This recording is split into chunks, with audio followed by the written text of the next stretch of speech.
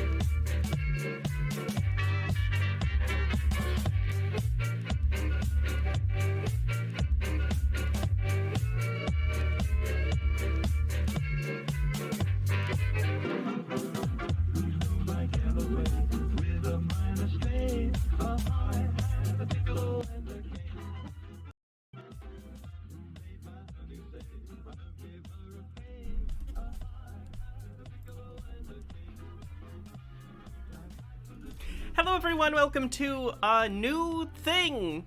I hope it's good. Steve with a Q, thanks for 29 months. Appreciate it.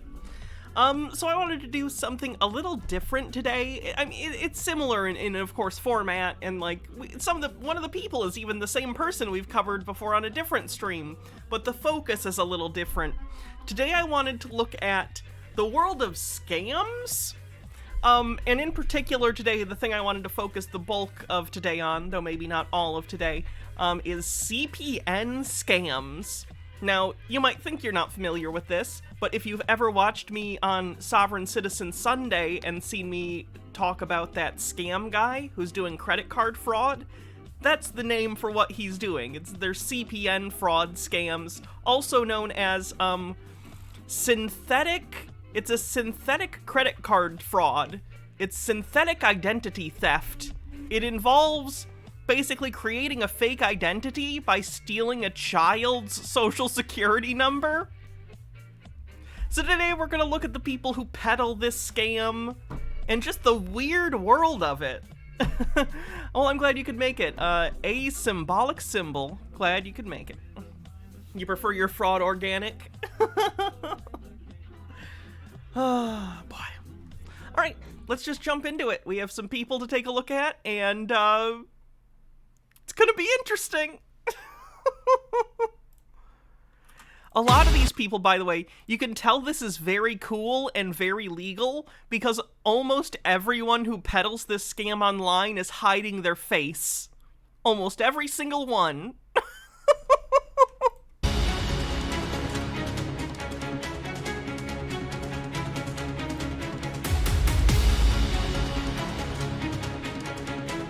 Thank you, MH Dark Beast, for the link. I'm gonna give everyone a moment to stop laughing.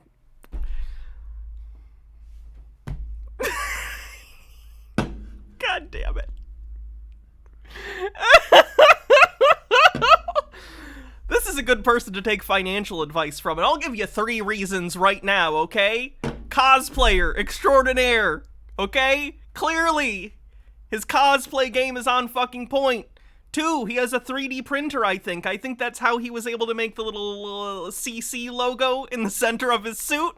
And 3, I'm pretty sure that that's like a Nova Corps outfit, bodysuit. So that's cool. You should definitely take this guy's advice. Don't take his advice. Boxy is working overtime today, okay? Boxy is working to her boxy bones just to make sure that this stream is okay. Because everything we're gonna see today is illegal. Don't listen to anything the people on the bigger screen say. Don't take it as advice, okay? Deadpool really let himself go. You don't say. Gnome Pickles says, is this how Chris actually spends his time when he's not preaching Flat Earth? Oh, the Peeps Pepsi. I tried it. I actually tried the Peeps Pepsi. Last time I was at D&D, which there's no D&D today, by the way. Sorry, people who enjoy the D&D stream. Boxy is she, her today. Last week, though, I tried the Peeps Pepsi. It wasn't as bad as I thought, but it was bad.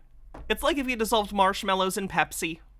It did make me think, however, that it was too strong and too sweet, but if they toned it down, a marshmallow-flavored soda wouldn't be too bad. But it's way too sweet. Anyway, so back to this guy. Oh, there's a Bits message. Chromatic Cuttlefish says, Hannah, only here for a while because I have to head to the airport in an hour, visiting some friends in Victoria I haven't seen since the pandemic. Hope that's fun. Also, Sobsit in Utah pulled a gun on a police during a traffic stop. Didn't end well. I think I heard about this. Yeah. Anyway, Scam Guy, let's go. Hello and welcome. Credit Crusader here again. In today's video, we're going to be talking about CPNs. Okay, so the first thing you need to know, looks like a Kree uniform. That's what it is. Thank you. It looks like the Kree uniform from Captain Marvel before she changed the colors, because her suit can do that for some reason. Now, the first thing I was going to say, the first thing you need to know about CPN numbers, which is going to be talked a lot about today. CPN numbers. You're going to hear this all over the place. CPN stands for multiple things. Credit privacy number is one that usually gets used. Credit blah blah blah number, it doesn't matter. You know why it doesn't matter? Because they don't exist. CPNs are not real. Believe it or not, as much as every person we watch today is going to be adamant that they exist and that they are legal, they do not exist. CPNs are not a thing. They do not exist in any form. What CPNs actually are is, well, here's the thing. CPNs, as he's probably going to explain, are, quote, formatted like a social security number. Quote, unquote, unquote, unquote.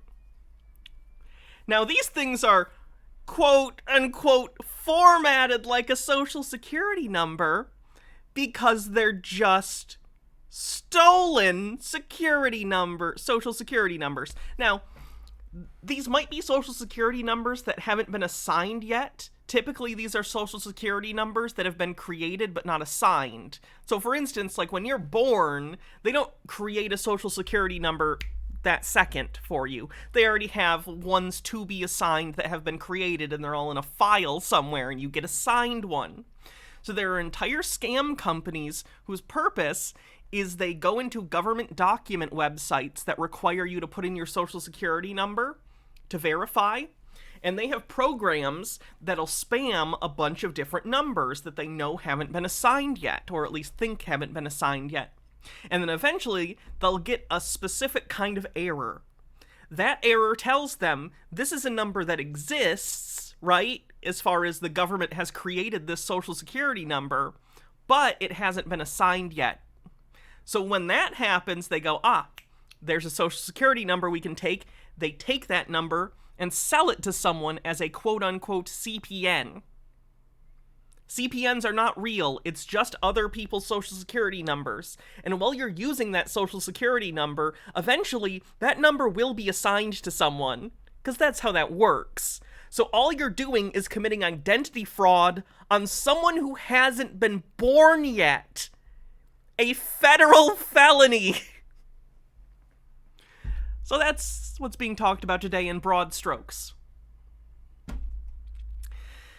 Singing Reaper says, I'm laughing so hard at this dude just merely being on stream. Between this and getting confirmation I don't have cancer, it's been a good day. Oh shit, congrats! Fucking 10 million congratulations, that's awesome. CPNs are definitely on the gray area of legal or illegal. They're not, it's not a gray area. They are in the illegal area. Whichever designated area is for federal felonies, that's the area it's in. When it comes to credit repair. Now, I know a lot of credit repair companies, well, most credit repair companies that are big do not sell CPNs. Because they're illegal, because they're not a real thing. If you're buying a CPN, it's probably from somebody who's smaller. It's more of an underground item that you can buy. Again, because it's illegal. Overthought, thanks for gifting a sub. A lot of this stream I'm going to be saying, hey, that's illegal, because it is. So, deal with that. What a CPN is basically, it's a new social security number. Gee, I wonder where they got that from. That is... DM Trey says, yo, cancer's a bitch. All my homies hate cancer. True? Blank that you can start building credit on. Now, there's two different types of people when they get CPNs. They do two different things. One, they use their real name and their real birth date, but they change the address. Now, why do they change the address? They change the address because if you use the same address, then the credit profile will merge and basically the two will become one, and it's for naught. So what he's talking about here is when these people get these CPNs, quote unquote, which are really just unused social security numbers or the social security numbers of people who are dead, either or, what they then need to do is to get this number associated with some false identity, thus synthetic and synthetic identity fraud, right? Because you're creating a fictional person. So what they'll do is they will start applying for credit cards or other lines of credit using sometimes their real name or a permutation of their name. Sometimes they'll make their middle name their first name. It'll be something vaguely similar usually to their name in case they get ID'd for something, but otherwise it'll be different. They'll set up a P.O. box or something and pretend that that's their address, and they'll start applying for credit cards with maybe their real name or something similar. But with a fake address and with the stolen social security number, which they think is a CPN. Speedo Spank, thanks for 300. Oh, thanks for 500 bits. Thank you very much.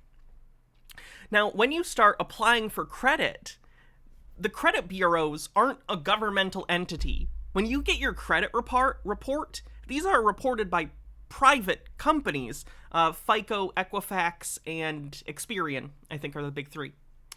Gnome Pickles with 100 bits says, how can someone not see that this is a heavily illegal thing to do? A lot of them do.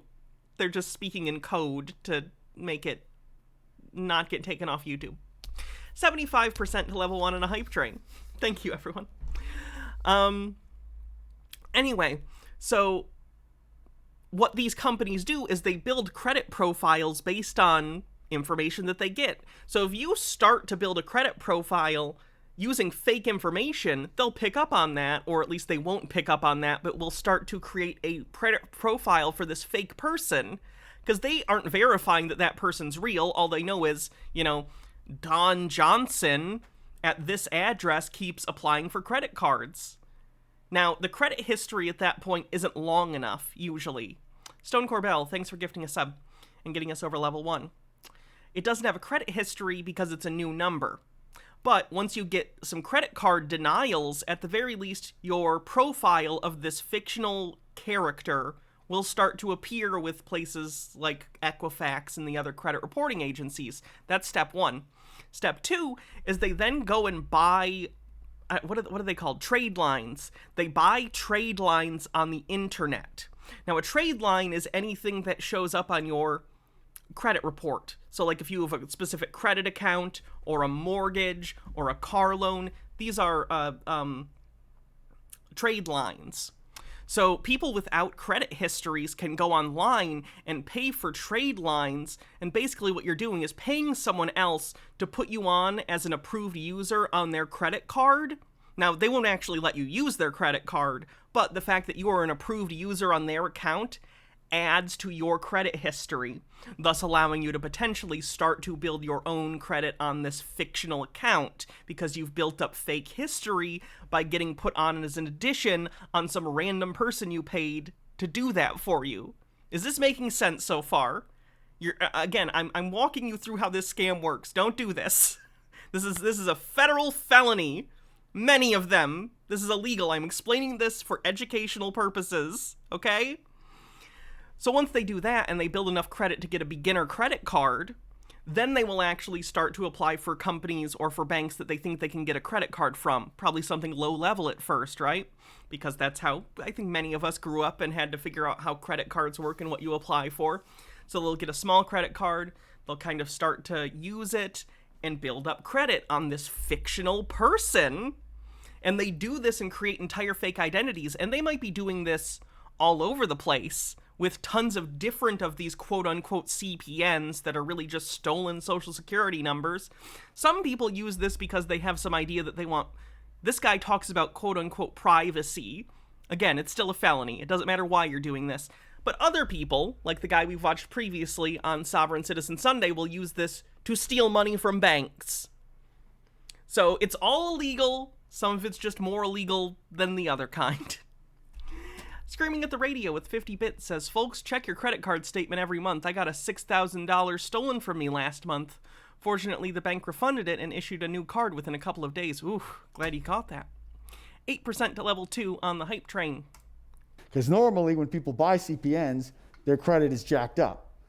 Now, a lot of people buying... This is a scam. It's a credit repair scam. So in the world of people having bad credit reports for one reason or another, they unfortunately tend to become the victims or are primary targets of a lot of fraud, from what I can glean from what I've read about this, in particular because it is a pool of people that, statistically speaking, are going to be less financially literate. If you have a low credit score, it stands to reason that you're probably not very good with credit, for one reason or another. I'm not even saying that's anyone's particular fault. Some people just don't have financial education. Hydrate. So, I'm losing my train of thought again. Sorry, ADHD today. Every day, but today in particular. So unfortunately, a lot of these people become victims of further fraud, which will lower their credit score and potentially send them to prison. Profane Priestess says, hi Hannah, reached out on Twitter, but I don't know if you saw it. I'm running a small 2 or 3 session mini campaign leading to my birthday. Let me know if you'd like a slot. P.S. Probably not gonna send as many biddies for the foreseeable future. Trying to save up money to move across country to be closer to my wonderful polycule. Oh, good for you. That'll be fun. I'll check the Twitter. Sure, that sounds fun to me. CPNs are doing it because, let's just say, they need to get an apartment and they have a bad rental history or bad credit. Well, that's going to lock them out of getting an apartment. Yeah, and that's a problem with our financial system. Once you're in a bad financial spot, it becomes very difficult to get your way out of it. And I would agree that that's a problem, but that's what makes people very susceptible to these sort of scams. They're desperate. People who are desperate are more willing to buy into things that they otherwise might not because of the risk involved. So people who are desperate fall for scams more or are willing to take that risk. At a lot of places. So what they can do... Thanks for the level 1 hype, everyone. ...is buy a CPN, then add trade lines to it. Now they can go apply for an apartment within 30 days, and they get approved. That's fraud, though. The second that anyone asks you for a social security number for like approval of anything like that, basically if they're going to check your credit to give you a loan or any sort of anything, and you give them a fake number, if you give them your CPN, which again is just someone else's social security number, that's fraud. You've already committed fraud. That's fraud. Apartments are easy, and sometimes, believe it or not, cars are easy. I guess I know you're spamming that message. It's getting caught by the auto mod. Please stop. There we go. Prime, loans with cars are just going haywire, kind of like, the loans with the houses in '08. But for the most part, people who buy CPNs are looking to do something like that. Now, there's also some people who are in fraud rings, that they'll get a CPN, add trade lines to it, then get a bunch of cell phones or what have you, a bunch of items, and then not pay them. That's like the other guy that we've seen many times before on this channel. Normally we watch him on Sovereign Citizen Days, but he's the one who clued me into this scam in the first place. And I'm sure we'll be seeing him later. I think his name is... what is it? He's around here somewhere. There he is. Daquan, yes, Daquan X. He's one of these people who gets the credit cards and runs up a bunch of expenses on them and then drops the account. He doesn't even wear a mask like a lot of these people, because I don't know if he understands that what he's doing is a crime. Hats off. History chick. What do you want me to wear for the hats off? That's something that can happen. I've seen people, just wear it out. I mean, I'm talking they get CPN after. I think these cat ears were a bad choice. I need to lock these out of the fucking hats off options. Everyone who comes in is going to think I'm a furry. You fucks. For CPN after CPN. I would not recommend doing that because eventually it will catch up to you and you're going to get a knock on the door and that'll be all she wrote. So using CPNs, even if you fully intend and do pay off the loan, is still fraud. In my experience, seeing CPNs, some people say they don't work. They work. They definitely work. I mean, a lot of fraud works for a while. That's why people do it, because they want to take a risk to make money illegally. That doesn't mean it's not illegal. They take time to build. Like, it would be like me saying, imagine I had like a counterfeit $10 bill, and I took it and I went into McDonald's and I bought a Big Mac. And they take the $10 and they don't question it and they give me the Big Mac. Imagine me going, it works! It must not be illegal! Like, yeah, you might get away with crime for a while, but no one gets away with crime for that long. Just in the long term. Financial crime is like one of those crimes. You're just not gonna get away with it. You're not. The government cares about that shit. It's a process. You pretty much, if they care about that shit when poor people do it, let me be clear. But still, you're that, so. If you're getting a CPN and you expect to actually get anything like real substantial besides an apartment, you're looking at least a year and a half, 2-year commitment in order to build it up. A lot of people, choose the CPN route, I guess, versus credit repair, because credit repair, that takes a long time. Of course it takes a long time. Sometimes things that are legitimate take a long time. Presumably, if your credit is damaged, it's because you've either defaulted on loans, or missed a bunch of payments, or you don't have a big enough credit history, or something along those lines. Maybe you went bankrupt. I don't know. But these things take time to rebuild because what the entire system is effectively a report that tells lenders how trustworthy you are to give money to. How likely are you to give back the money that they are giving you? That's the entire point of a credit report, right? It's so they know, if I give you $100, are you going to give it back to me? Or is that money gone? If I give you a house, if I pay for this house or this car, are you going to give me the money back for that later with interest? That's what a credit report is for. I'm not talking about the morality of, like, usury in general and charging interest for loans and all that shit. That's not what we're talking about. We're strictly talking legality, okay? A credit report is for people to make sure you will pay them back. So when you default on things, if your credit score is really low because you've not made payments to things or don't have a history of reliably paying people back, it's going to take time to build that up because it's effectively trust. It's an abstraction of the trust a company can have in your ability to pay them back. So once you've shown that they can't trust you, your score goes down, and then it takes time to build that trust back up. Just like in real life with real people. Like, that's what it is. I would agree that rent payments should count positively towards your credit score, because mortgage payments do, and it's fucking classist bullshit that rent payments don't.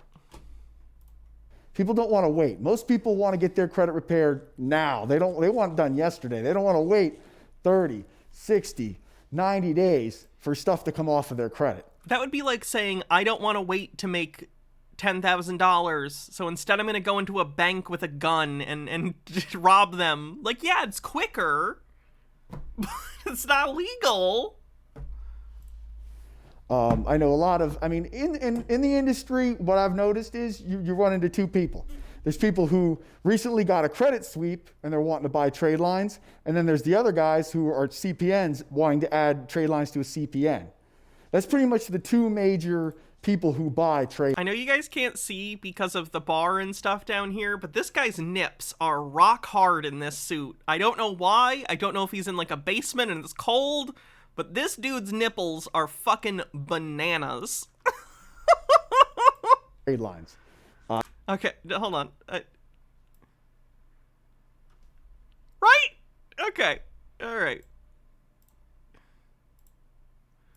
Very rarely, if ever, will you see someone who has good, low history or low, utilization by itself and just need a line and that's it.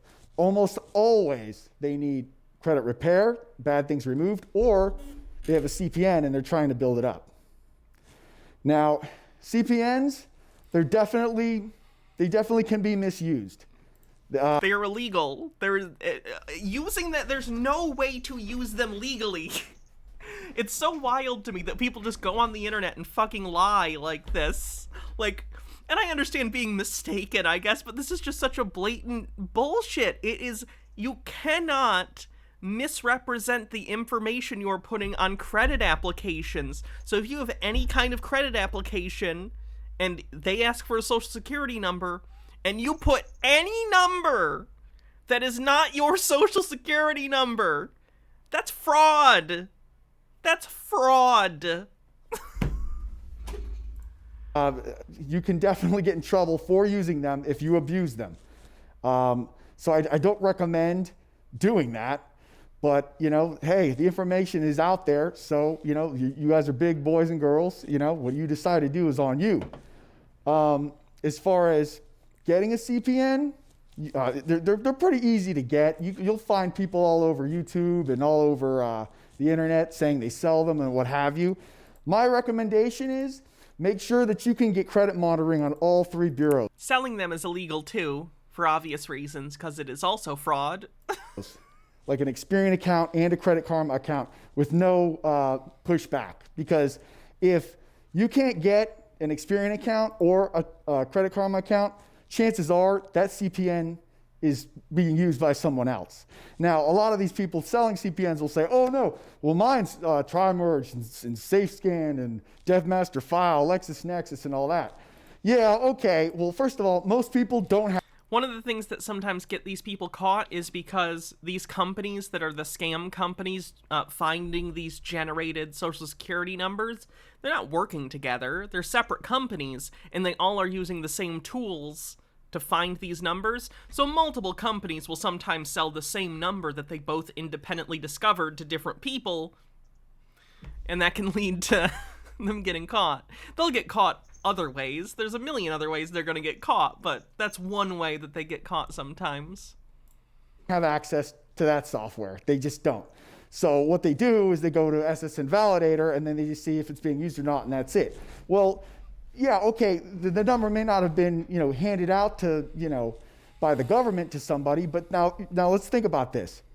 How many people are making CPNs? Well, there's probably hundreds, if not thousands of CPNs that are being made, maybe every day. I mean, who knows? It's an underground thing. So what are the chances of two people making the same number? They're getting kind of high. So if you are able to get credit monitoring on all three bureaus, that is a very good indicator that you don't have somebody else's number. So I would recommend if you're going to build a CPN, just make sure you've got that first. Get credit monitoring first on all three. Then you can continue. I'm definitely going to be making more videos on this subject, but for right now, I'm heading out. Don't forget to hit like and subscribe and leave comments below. Credit Crusader signing out. I wonder how many people like this have actually put in jail. Like, just because of their dumb bullshit, you know what I mean?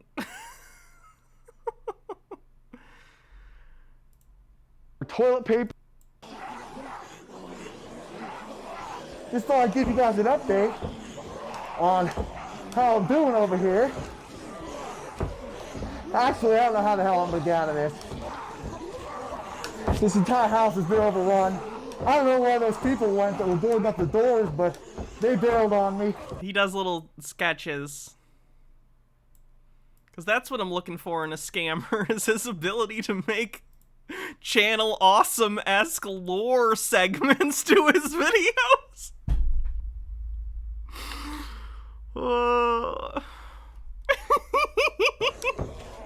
I mean, this guy in Linkara should hang out.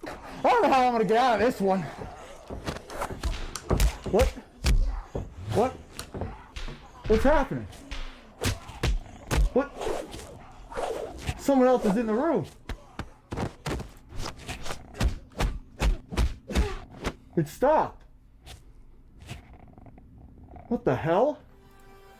To be clear, I like Linkara. I don't know anything about Lewis as a person, so I don't know. But I've enjoyed Atop the Fourth Wall a lot in History of Power Rangers. I'm not hating.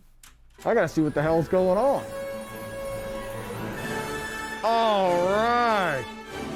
Boy, am I glad to see you. I mean, you know, when I was ready to start kicking some ass myself, you know, I mean, I was just, you know, planning my attack in the broom closet. Do you think you could get me the hell out of here? I don't know enough about his channel lore to understand what the fuck this is. All right. Like, I get it's a Supergirl outfit, but I don't know why she's here. Let's go.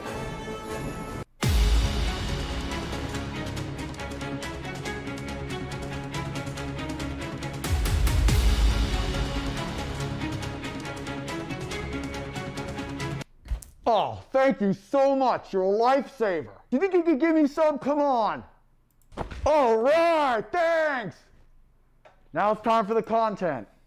Considering the, you know, nature of the way things are right now, I think now would be a great time for me to tell you guys ways of getting cash off of a credit card. Now, some ways, I'm sure a lot of you guys already know, but I do have some secret ways of getting cash off a card that you guys may not know. So listen up. First way to get cash off a credit card is probably the worst way. It's just to do a cash advance. Now, a cash advance, usually they don't allow you to... This wasn't the video I wanted to click on. Sorry, that wasn't about the thing. I forgot because I watched that earlier.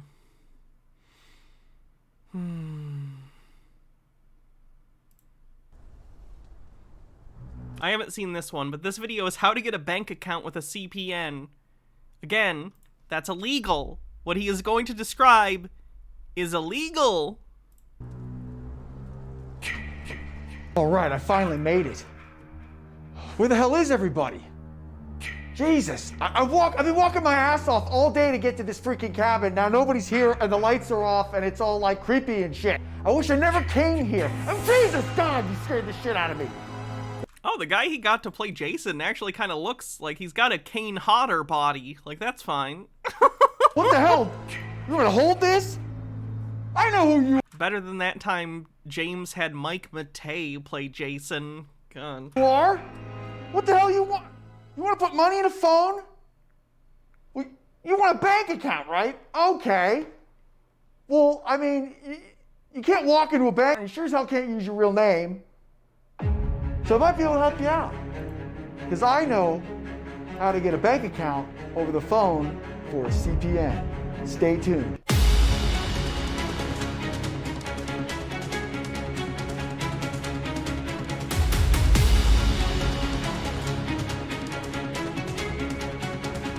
All right, here it goes. How to get a bank account for a CPN. Fraud. That's fraud. Man, I'm almost, hesitant to even tell you guys this because... You should be. I wouldn't, like, that. I also wouldn't go online and describe how to build a bomb. Like, don't go online and tell people how to do illegal things. I mean, this is some deep shit. But if you guys promise, to behave yourselves and not abuse this, I'll go ahead and let you guys in on it. All right. Here's the dealio. Some banks, you can actually call in and open up an account with them. One of the best ones I know is Regions Bank. Now, I know Regions is not in every state, so you got to make sure they're in your state. And if you have a CPN, you need to make sure that the ID you have is in the state of the bank that you want to be opening an account with. Now, I'm going to leave a link. I can't believe I'm doing this. I'm going to leave a link. Sometimes places will sell CPNs with documentation. So fake IDs and stuff to go along with the stolen social security number. Description of a website that will actually generate. Favorite Friday the 13th movie? Pretty close tie between 4 and 6. An Jason Lives is probably a little bit ahead because it gets pretty great. actual license ID number. What's a CPN? Putting it briefly, it's a stolen social security number, basically. They're going to ask you for that over the phone.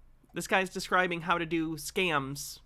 Don't do them. They are illegal. He's telling people to commit federal felonies when you apply to open your account.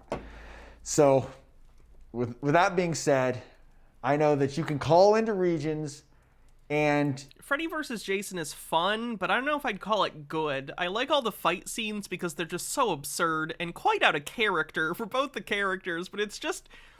There's like a dumb fan fiction satisfaction I get out of watching Freddy vs. Jason. It feels like someone's kind of shitty fanfic turned into a movie, and that's so fun.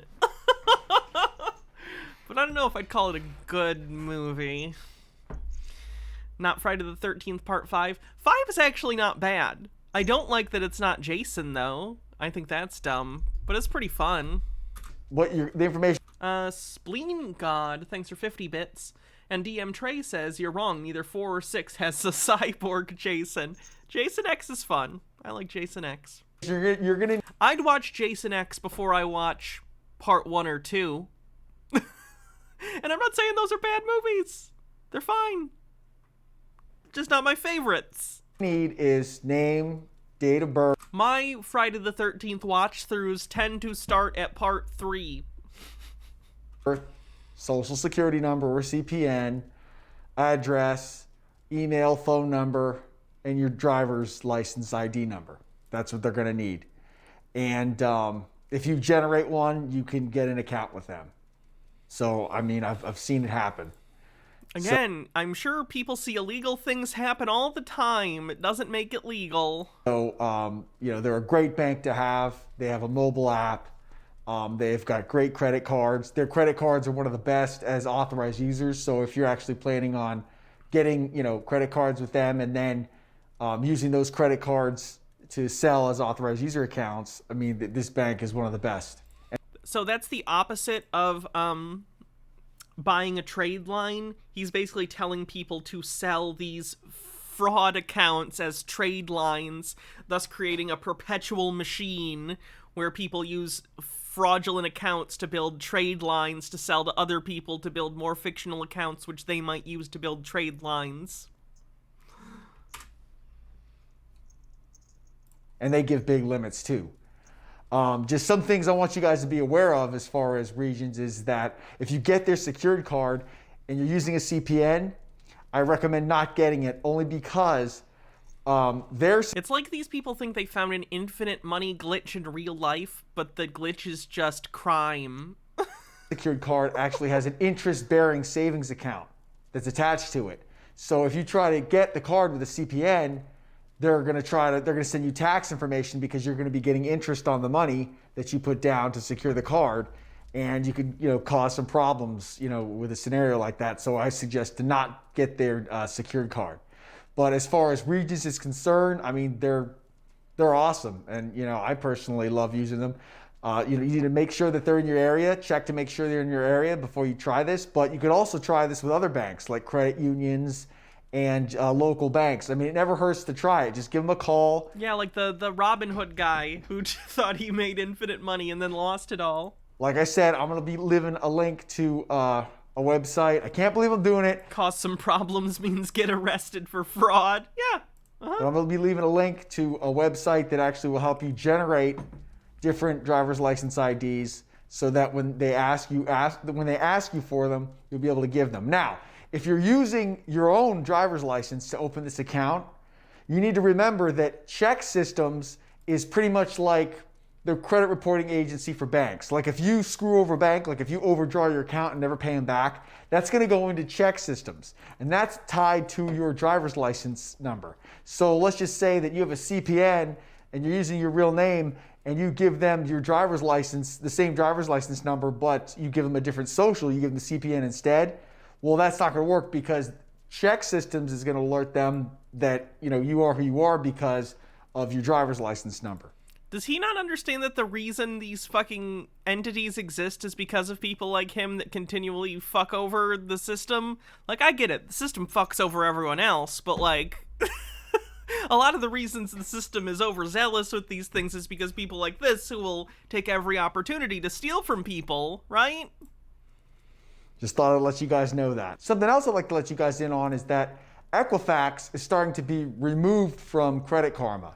Now, what does that mean? Well, I believe Equifax is going to be starting their own service, so they're starting to, no longer participate with third parties.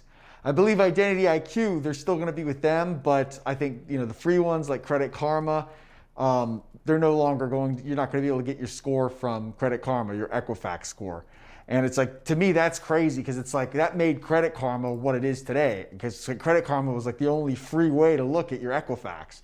I mean, TransUnion, that's like, everybody's got that. You can get that free on Wallet Hub or what have you. And Experian, they've got their own free, direct service. But Equifax was always weird.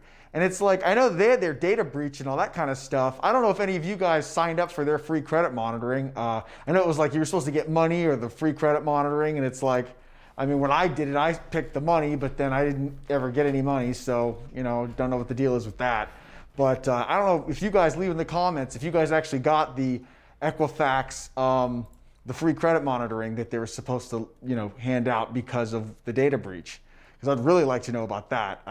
I mean, this is definitely going to affect the industry because you got to think if authorized user trade lines are, if you got to look to post, if you have to look to see if an authorized user trade line is posted and the people can't see without paying, I mean, that's, that just causes more, headaches and stuff. So now I have to pay to check if I'm being scammed by the person trying to sell me a tool to do my own scam? Lame. This guy's upset that the cost of running his scams is going to go up. So we'll have to see what happens there.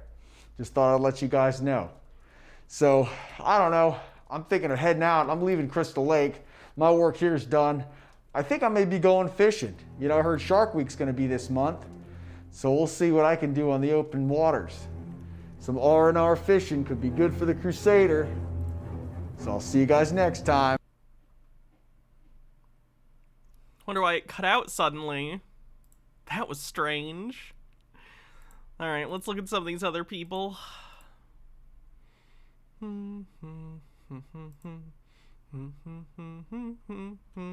So today we're going to talk about CPNs. I'm noticing like a lot of people use CPNs during this time. I'm noticing a lot of people don't know what CPNs are. So me explaining to you what a CPN is will really benefit you a lot because when people are talking about CPNs, I would like to educate the people who follow me on things that goes on around the world. So that's the reason why a lot of people follow me because they feel like they learn information that they never knew about as far as like the credit and CPNs. Now, a CPN is a credit profile number.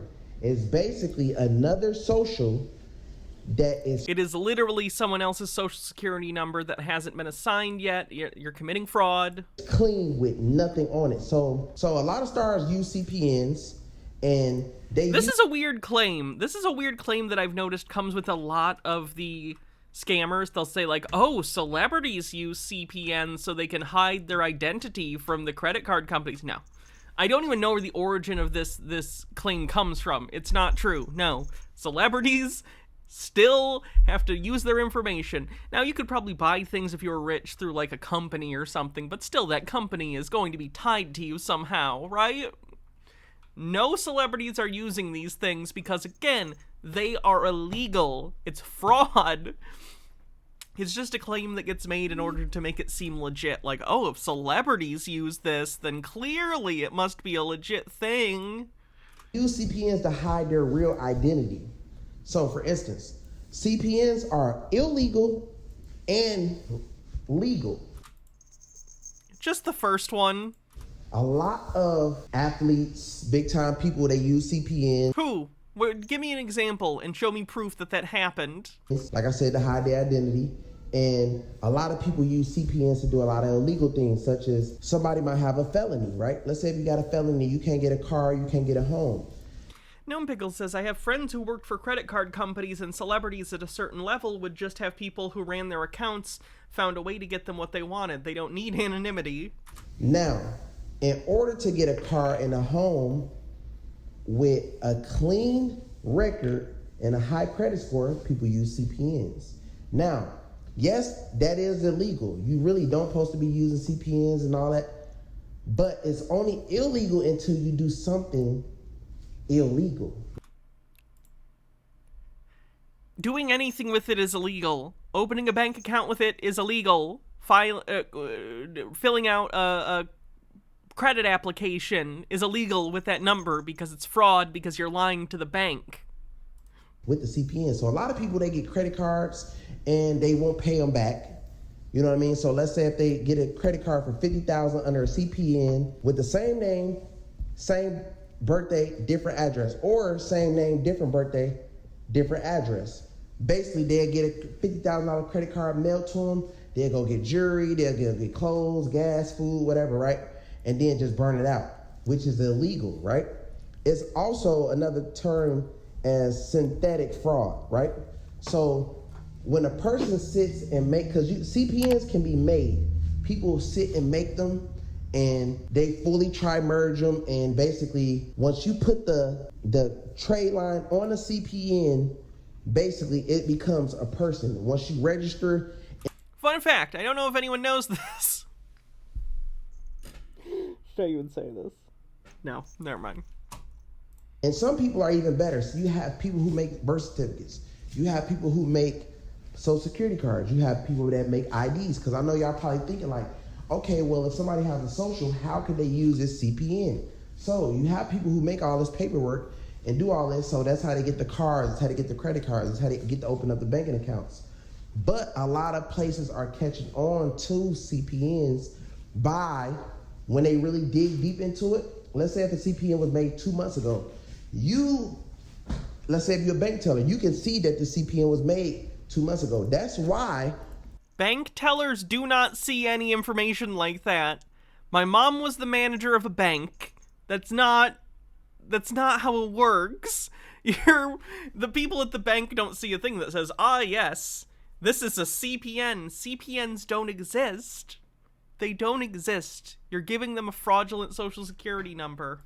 Hydrate. A lot of people who have success with CPNs, they age them. So what I mean by aging is if it's a trade line and it's 2 years old, if it's a CPN, that means the CPN is only really 2 years old. But if you get a 30-year trade line and you add it on a CPN, it looks like you're 30 years old. You get what I'm saying? But again, the trade line is you basically pay someone for them to put you on as an authorized user on their account to give you the impression of having a credit history. Like I say, all this type of stuff that's going on, people don't know about it. But the CPN is basically like a second chance social that you don't supposed to really know about. A lot of people don't know about them, but I mean, yeah, they're not real. It's a crime. A lot of people do know about them. A lot of people who come from overseas, who has felonies from out of town, they get CPNs. A lot of illegal aliens, CPNs. You know what I mean? Again, yes, buying stolen social security numbers is not unheard of for people who want to build an identity in a country where they're undocumented. That doesn't make it legal. And I think those people actually have a good reason. I don't think you do.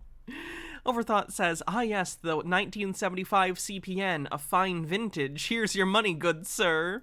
They're out here, they are able to work their jobs and able to do this and do that without having to get deported back because their name is under a CPN name. A lot of people do not know this. It's not going to stop them from getting deported. It's crazy. It's it's a secret to life. But people do have cars riding on the CPN. Some people get cars, right, under CPN and ride the car without paying a note. And then after they just get tired of the car, they might take the engine out, sell a transmission, sell a parts.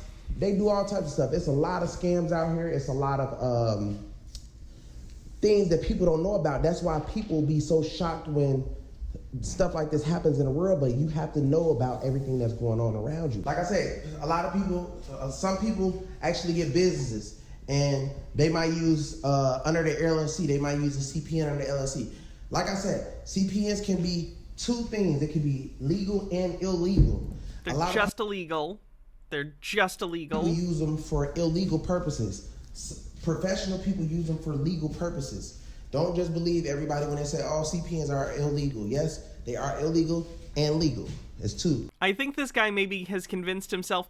This guy, both him and Taquan, I think, have convinced themselves that this really is legal, which I think is why there's some of the few people in on this scam that don't hide their faces. Because I think they legit don't, somehow have convinced themselves that this is legal. I don't know. Everyone else is wearing masks, though. Virtually everyone else is wearing masks or has weird filters or something like that. Feel me? So you got to pick a side, whichever side you're going to get on, because you can actually get it for good purposes. A lot of people, some people get banking accounts and actually put their money in banking accounts under other CPNs because of whatever reason. Some people hide their money under CPNs. Which is illegal. That's illegal. People open business under CPNs. CPNs, like I said, is another credit profile number. It's another second social that you can just boost all the way up. It doesn't have any history on it. It doesn't have any felonies on it. It doesn't have anything on it. You usually create them. Some places create them for you and call it different things. You know what I mean? So I look at it like this. Just like you can go to Texas, right? And you can change your name and stuff like that. And this is why I look at the world at the way I... Does he think if you go to a different state and change your name, your debts don't follow you? That's not how things work. I had a name change. Your debts still follow you because it's... Guess what? It's associated with your social security number. Which you can't get another one of the way you're talking about because you've just stolen someone else's.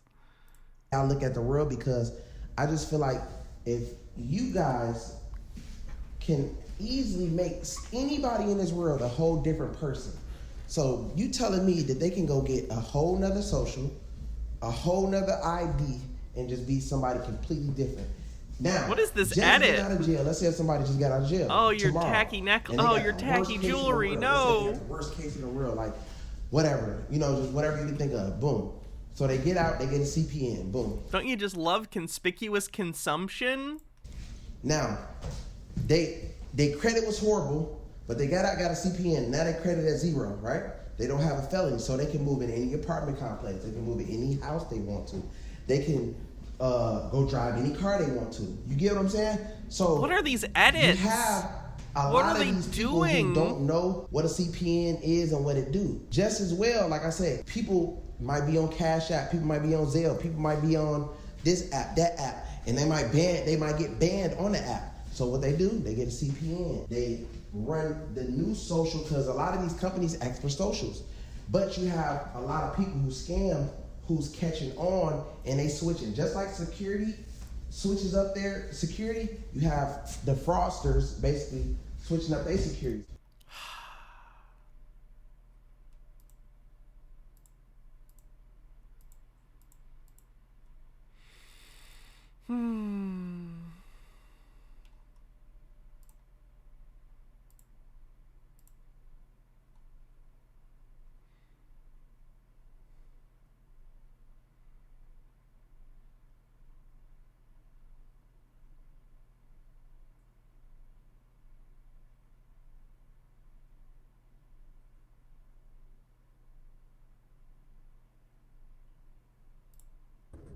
Okay, y'all, look. Now this video is gonna be about how can you get a bank account without a social security number as a United States national? Now, in most banking institutions that you go into, whether it be a Chase, Wells Fargo, Bank of America, Navy Federal, and etc. Now, these are all major banks. So it doesn't matter whether you claim yourself to be a U.S. citizen, a non-citizen national, a resident alien, This guy's also a sovereign citizen on top of the scam bullshit. or anything as far as that, right? But the problem is that when you go into the bank and you ask them that, and you tell them that you are one of those statuses, this still doesn't eliminate the fact that you have to put a social security number down. And the reason why you have to put a social security number down is because is no way the branch manager, is no way the underwriter, is no way the banker or anyone that works within that branch can bypass the system without using a social security number. Oh man, it's almost like there's a reason for that. And what makes my situation much different was, as a United States national, I explained to my banker that a United States national means a citizen of the outer land possessions of the United States. So a citizen of the outer land possessions of the United States would be countries like Bermuda. So you lied. Again, no, this guy's a U.S. citizen. He's lying. American Samoa, Virgin Islands, and etc. Now, she told me, she was like, "Whoa, wow, okay, you American Samoa?" So I said, "Yeah, I'm American Samoa," because those are one of the outer land possession countries. She said, "Okay," so she put American Samoa as my country of citizenship. Fraud. He's just explaining fraud he's done. I don't know if you know this. It's illegal to give the bank fake information when you're signing up for accounts and credits and stuff. I'll save the cheese cleanse for a little bit. You can't do that. Instead of the United States. And once she done that, I didn't have to use the visa. I didn't have to use a social security number or a tax identification number. It went right through, and all she needed was my identification card, which was my passport book, and everything was, smooth. So you will have to really go into these branches and act like you know what you're talking about. You have to act confident. Confidence is key. Confidence. Explain to them what certain things mean, and if you find a banker that you cool with, it's possible she gonna file everything for you on your. Man, that Taquan sure is a man of confidence, huh? Meek says, "It's too bad you aren't a cop. You would have put too many people in jail by now." Yeah. Behalf, and you can get the bank account as a foreign national. You don't have to have that bank account with your social security number on it, so IRS can't be digging and looking in your shit. So you can keep your bank account in the private, pretty much. I just don't understand. It's frustrating that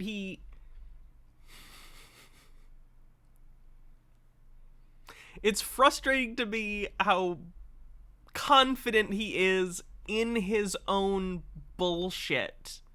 Like, he 100% thinks that he has nailed it. He sells people consulting sessions, by the way. Yo, what's up, family? What's going on with y'all? Now, I want to tell you guys, right, about the consultations. So I'm trying to get in a way where I can, shed light to a lot of you guys. Way more effective, way more easier, so you guys, won't have to keep hassling me about, a lot of things and have a lot of crazy questions. I want you guys to make sure that you guys get the full video, right? So what I'm gonna do is, so if I have an EIN consultation, I'm gonna make a private video on how to set up an EIN number. EINs are an actual thing in that they're an employer identification number. It's something that you need if you are an employer and you are dealing with taxes, paying employees and stuff. It's a real thing. However, he is using them fraudulently in the same way that one would use a CPN. So he is just using them fraudulently. He uses CPNs and EINs. He prefers EINs for some reason. I don't know why. But he actually has a video about it. Let's see what he has to say. Which one was it? I know he had a video where he said EINs are better than a CPN.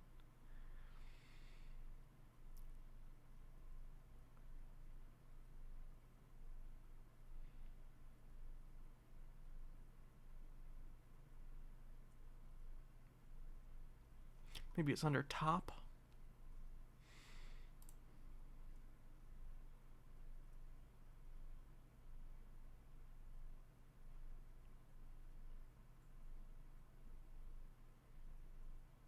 I thought I just saw it. Let's take a look. I'll search.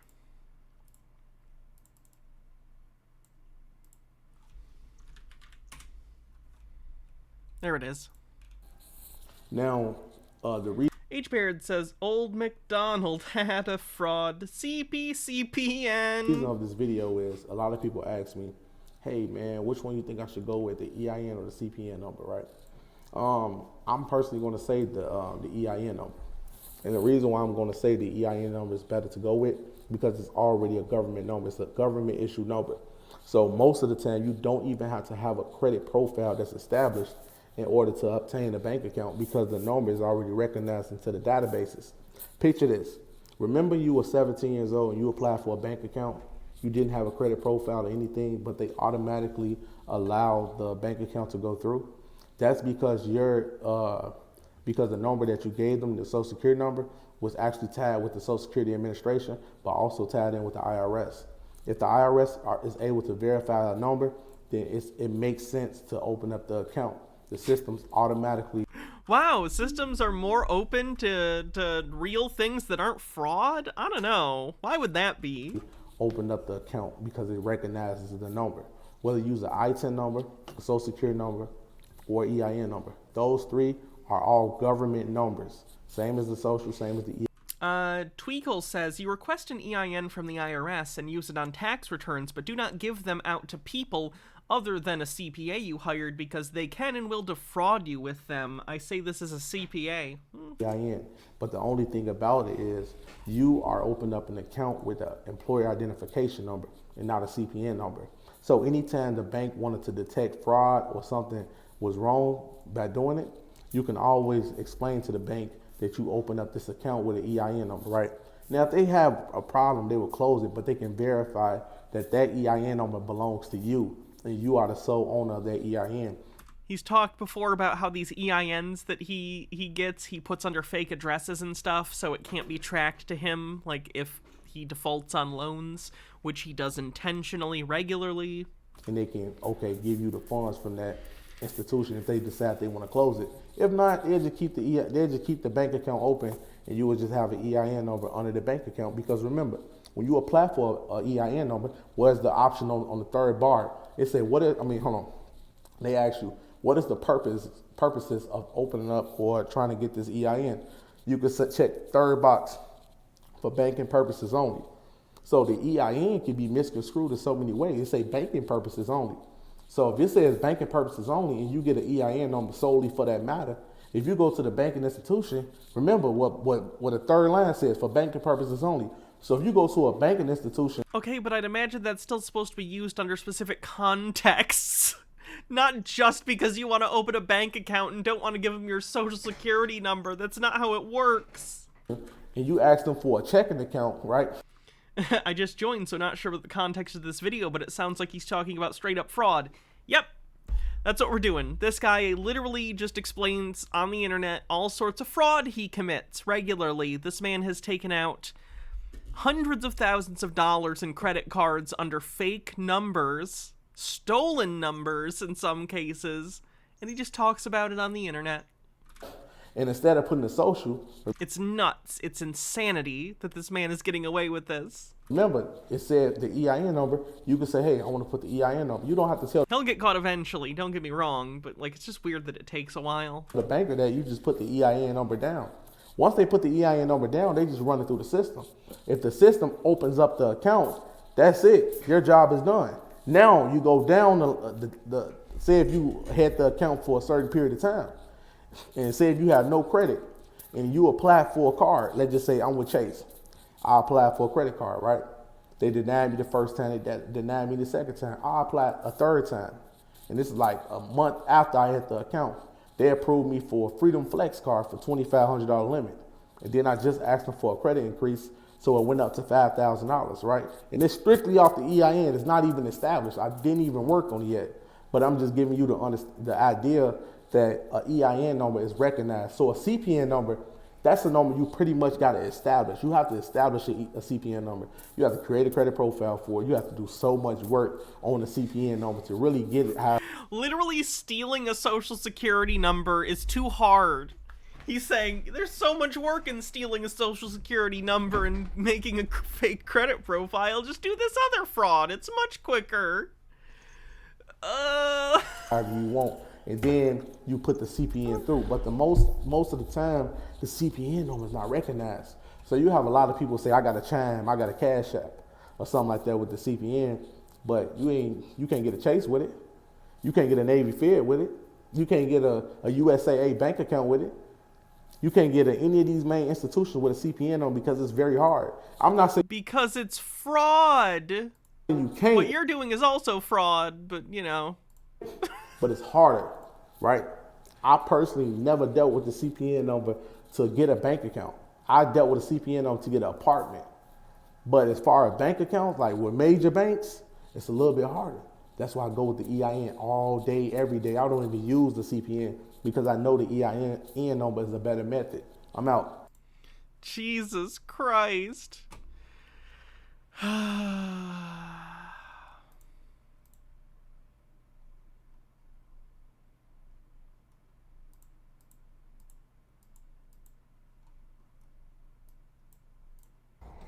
Hey everybody, it's Shamika. Thank you guys for tuning in. Please like, subscribe, and share my videos. I appreciate your support. So here is a topic that I had to separate and put it all by itself because people want to know, what do people do once they get approved with these CPNs? How do they make money off of them? Well, Doodle Stargazer says, I'm sure he tells himself it's a victimless crime and he's just a genius working the system. Probably. let me explain. All right. So if you create your CPN and you get a trade line on that CPN and you now have a score. Again, in case you came in later, the CPNs aren't a real thing. This is a fictional concept made up by scammers. What's really happening is some scammer or company has found a social security number that has been generated by the government but has not been assigned yet. So when you're born, your social security number isn't just generated, the second that you're born or that you're, filed for paperwork. They already have a list of numbers that are generated and then assigned. So scammers have ways of finding what these numbers are. They will then sell those numbers to people and call them CPNs. Not a real thing. It's just a stolen social security number. It's fraud. It's called synthetic fraud because you're stealing an identity that doesn't even exist yet. You're now going to start applying for credit cards, which is what most people usually do. They go and get a car, they get an apartment, they pretend the whole new thing, right? Got it. Well, this is what happens, and this is called a bust out. People will take these accounts that they have, and they will charge some, pay the bill, charge some, and pay the bill, and all the while they are allowing the credit card issuer, the company, to give them larger loan amounts or limit amounts, okay, for their credit card. Then after they get or reach the limit that they like, what they do is they bust out. They basically would go and get gift cards from so let me give an example. So say you have a IKEA card. Well, IKEA sells gift cards. Say you have a Sam's card. Sam's Club has Visa Vanilla gift cards. A lot of stores. Gnome Pickle says, what happens when, say, someone has a kid and the kid gets assigned an SSN that's one of these CPNs? Basically, it's a whole process. The kid will have to, when it's figured out, go to the Social Security Administration and clear things up. You'll have to file fraud stuff, and it'll all get cleared up, hopefully, or you'll get assigned a new Social Security number. but likely they'll be able to fix that. It'll be a pain in the ass, though. It'll be a big pain in the ass. But clearly, you know, they can see by your age you weren't charging things and building all these accounts when you were like a year old or not even born yet. So they'll see it's an issue and they'll deal with it, but it's a pain in the fucking ass. And if someone doesn't know what to do, then they're kind of fucked. Carry the Visa Vanilla gift cards. That is what you want. Okay. I've even heard people do this with their business credit, right? So you can do the same thing. There are people who literally create businesses, create CPNs. They go through the whole gamut. Gift cards are a common avenue of money laundering. This is why a lot of scams ask for gift cards, because they'll get the gift cards and then those are easily, you know, sellable to other people. Usually at a price cheaper than what's actually on the card, because they're just trying to get the money. They got it for free anyway. Nurture and build this. They're easy to turn around into cash, basically. Account only to get high limits to then take all the money and run. Okay, so most people with business credit, they'll get loans. Okay, but you can do this same bust out that I'm talking about with your net 30 accounts, just like you can do on the personal side with your credit card accounts or store credit card accounts. Okay, so let's say Old Navy, they may not necessarily sell Visa Vanilla cards, but they do sell Old Navy gift cards. And I can tell you one thing, people will pay for a gift card even if you sell it for $5 off the amount. So if you have a $50 card that you're selling for $45, somebody's gonna buy it. If you have a $50 card that you're selling for $40, they're definitely gonna buy it. And you know why? Because people like the deal. And do you care how much discount you give? Not so much so, because it isn't even your money. The casual, like, I don't know, who just gets on the internet and describes crime this way? I don't know, it's funny to me. Okay, so I'm not encouraging you to do it, but I do want to explain how people are doing it and the mentality behind it. Okay, so that is what you would do if you have a store card that does not give you a Visa Vanilla cards, or some kind of way that you can have a Visa or a major credit card. Most time I see Visa. I don't really see a lot of MasterCard, but most time you're going to see Visa cards. Sam's, of course, I've never seen a Sam's Club a gift card, but I always see the Visa Vanilla cards in limits of, you know, $20 all the way up to $500. So if you have a $3,000 limit, boom, you can bust that down real quick. Okay, same with Lowe's.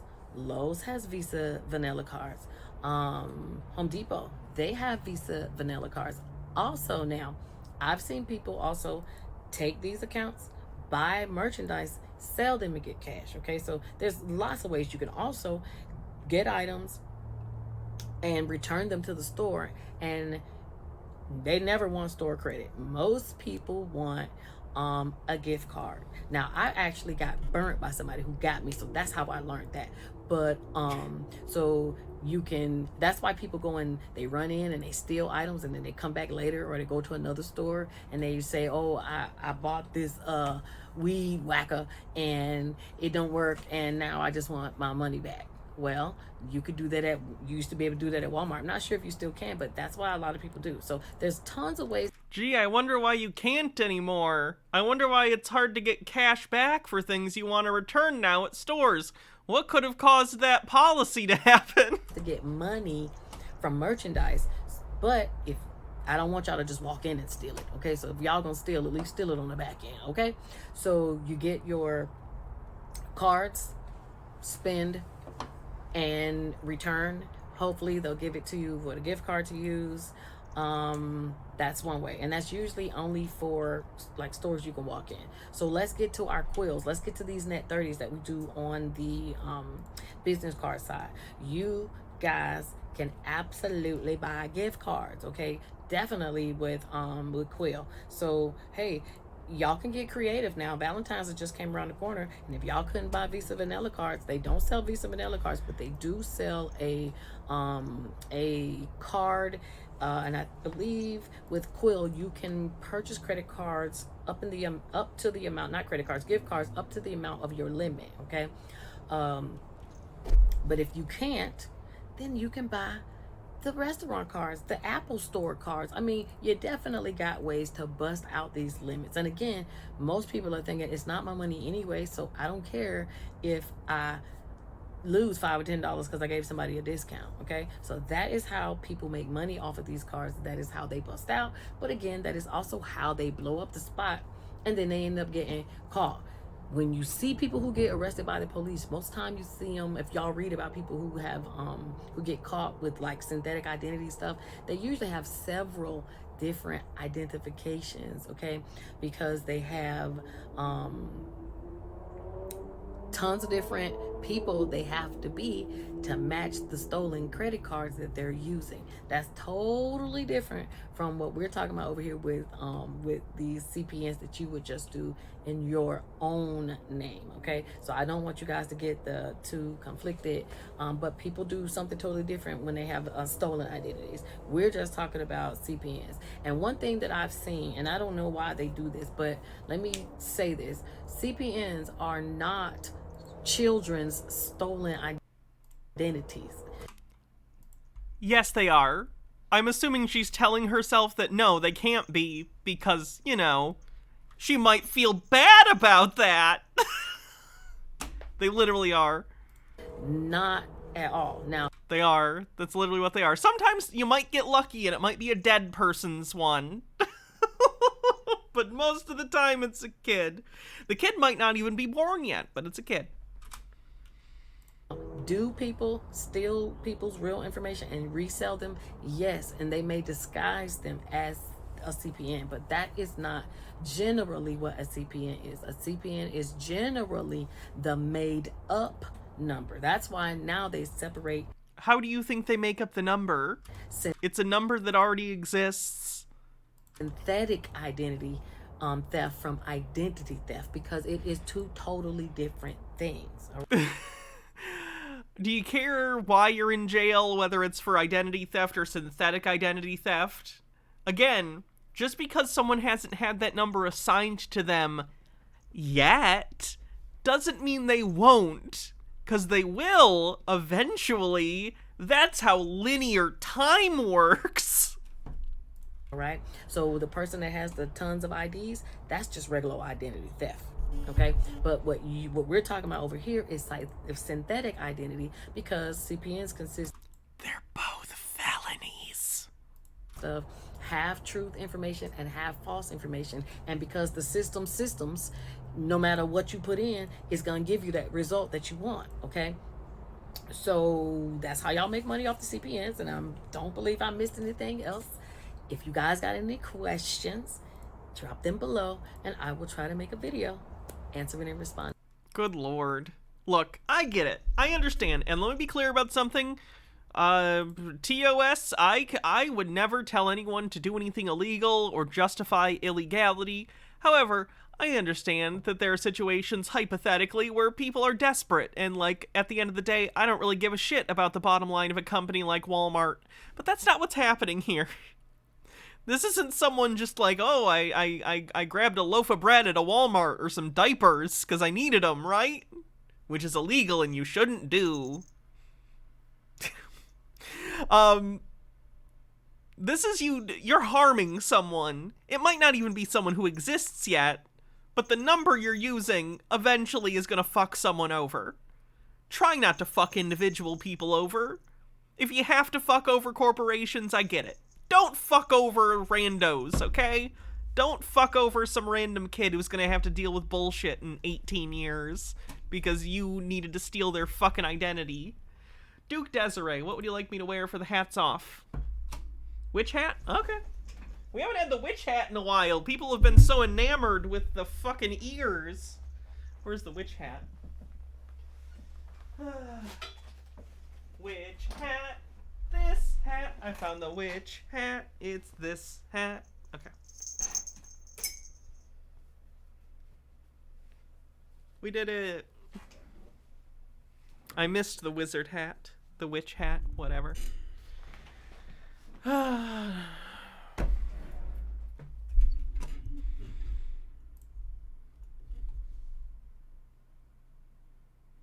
my god, she posted a video 2 hours ago. Hold on, let me save this lady. I gotta start a new file for scammers. Hold on. New folder. Scammers. Save. Hey everybody, this is Shamika. Thank you guys for tuning in. Please like, subscribe, and share my videos. I appreciate your support. So this video is going to be all about CPNs and y'all most frequently asked questions. Okay. Believe it or not, y'all do have a lot of questions about CPNs. Okay.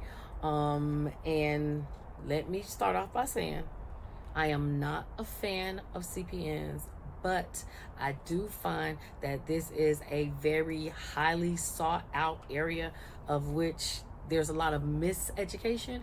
And because I like to educate, I'm gonna bring you the real so that you can make whatever decision you want. Uh-huh. Jesus Christ. What's up, everybody? It's your boy King Hustle, and yes, this is my new YouTube channel. So make sure you subscribe and hit the all notification bell so whenever I drop new sauce, new lessons, new methods, and giveaways, you'll be the first one to be notified. You'll be the first one to know what's going on, and hey, you might be the first one to win something for free. So make sure. Just so you know, it's explicitly against YouTube's terms of service to shill CPN scams. Like, literally, in the fraud section on YouTube, if you look, shilling CPN bullshit is expressly against their terms of service. But a lot of people do it. You subscribe and hit the all notification bell on all the YouTube channels. I'm talking this one right here, King Hustle. King Hustle 2.0. That's my second blog channel. King Hustle reaction videos. Don't like that audio? Agreed.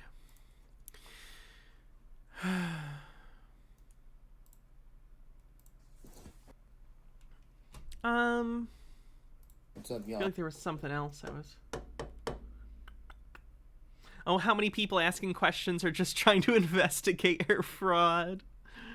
It's John Boy. Figure I'd post a video. I ain't hit one in about 3 days, so figure I'd drop some bombshells on y'all. You know what I mean? Anyway, I think one of the first videos that I had started reposting, right? I mentioned that I had been to prison, and What? and a few people asked me why, and Why? I have never been... What? What situation are you in where people find it abnormal that you haven't been to prison? Who is your audience? sit here and lie to y'all and say that, you know, I was in there and beating people up and doing all that shit, and truth was, man, you know, I didn't. Why is he filming from dick view? He wants you to know what it would feel like to be his penis. Hannah, why haven't I been to prison? I don't know. I'm just an introvert, I guess. Go too well for me in prison, right? Like, first of all, when I first went to prison, I thought that, you know, we had some kind of, like, that people was flying kites and shit in there. You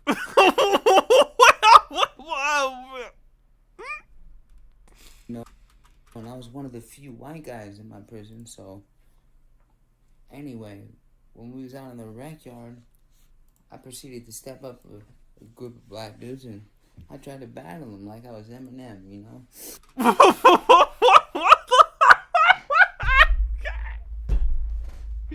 God damn it!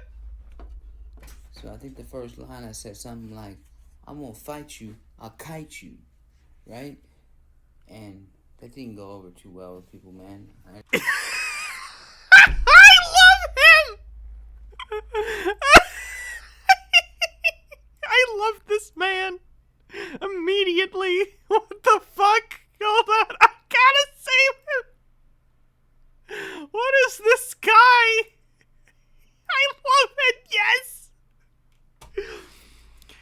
Have you guys ever heard of love at first sight? Now, there's a lot of different kinds of love, you know, platonic, romantic, sexual. There's another one that you guys might not be familiar with, and it's a very specific kind of love that a content creator has when they find a lol cow that they know is gonna fucking bring them just so much joy.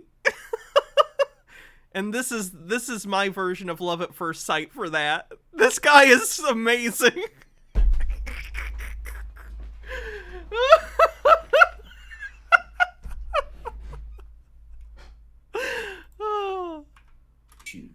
So I think the first line I said something like I'm gonna fight you, I'll kite you, right?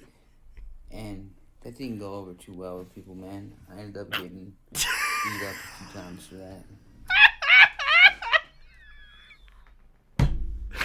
This fucking dumb white guy trying to step up in a prison and do a fucking rap battle and just getting his shit kicked in is the funniest fucking thing.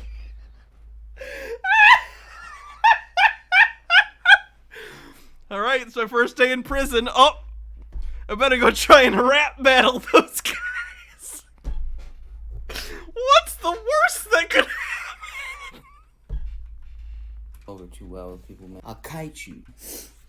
A group of black dudes, and I tried to battle them like I was Eminem, you know? So I think the first line I said something like, I'm gonna fight you, I'll kite you, right? And that didn't go over too well with people, man. I ended up getting beat up a few times for that. I didn't really know what that meant at the time. I just knew it rhymed, man. It sounded good. I'm gonna fight you, I'll kite you. Yeah. Man, you know, I got my ass whipped a few times for that. I mean, it wasn't nothing serious, man. I was just in there for, 2 cases of aggravated manslaughter, which isn't bad, It's just, it is what it is. Which, 2 cases of aggravated. I mean, it wasn't nothing serious, man. I was just in there for, 2 cases of aggravated manslaughter. It wasn't too bad. It was 2 cases of aggravated manslaughter.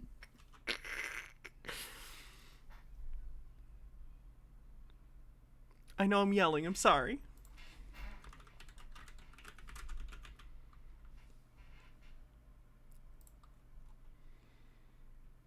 A person acts with the intent to cause the death of another person when that person's conscious objective or purpose is to cause the death of that person.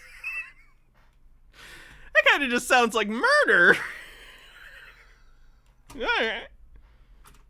Which isn't Guys, he only killed 2 people. bad, It's just, it is what it is. Manslaughter, Oh well, I figure I go ahead and get it out there and put the truth out there, man. That's what it was, But I did the time, and it's over, man. It is what it is. So now y'all know. I'll get back to the CPN shit, man. All right. Please. So, first of all, guys, let's say we're at about step 3 now, right? We done our primers. Our self is posted, right? We got our trade line in, right? Our score's starting to hit. We're sitting around 730, right? Sitting around 730. What cars do we go for first, right? What do we hit first, man? We done got our cap 1 card. We done used it. We done paid it back. So we got a primary, and we're just getting fired up, man. What do I do next, right? We're just getting fired up, man. What should I do, John boy?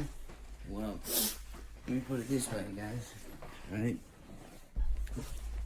Well, you go 1 of 2 routes, man. You have your public records in there really strong, so you're getting only pre-approvals, right? So you're not hitting your shit with inquiries, man. You're trying to, at the end of your CPN, you shouldn't have but 10 inquiries at the very end, right? Because when you... Here's a link to the channel. What channel is this? There you go. get approved for shit, you should be taking pre-approval offers or you should be trying to get a pre-approval and taking the card that way. And if you're not, back out, right? So, like, there's a few ways to test that, right? One of them being, the shopping cart trick, which consists of, just typing your phone number and the last four of your social, right? And when you do that, an application should pop up, and if your public records is in there, it should auto-fill up, right? Without even putting your name in there, it should kind of auto-fill out most of the whole application when you didn't even put your name in there, right? You're in public records at that point, right? If you're not, then you shouldn't even be doing anything online. You should be just doing shit in person, because you bypass this whole factor of something called a risk assessment factor score, right? They basically, when you do shit online, they take a lot of things into account, right? And do you not think they're putting this information into the computer system at a bank? Past a certain amount of points, right? And there's many different things that could give you, make you a risk to a lender when you're doing shit online. But when you do shit in person, you bypass all of that, right? Okay, we'll get back to you.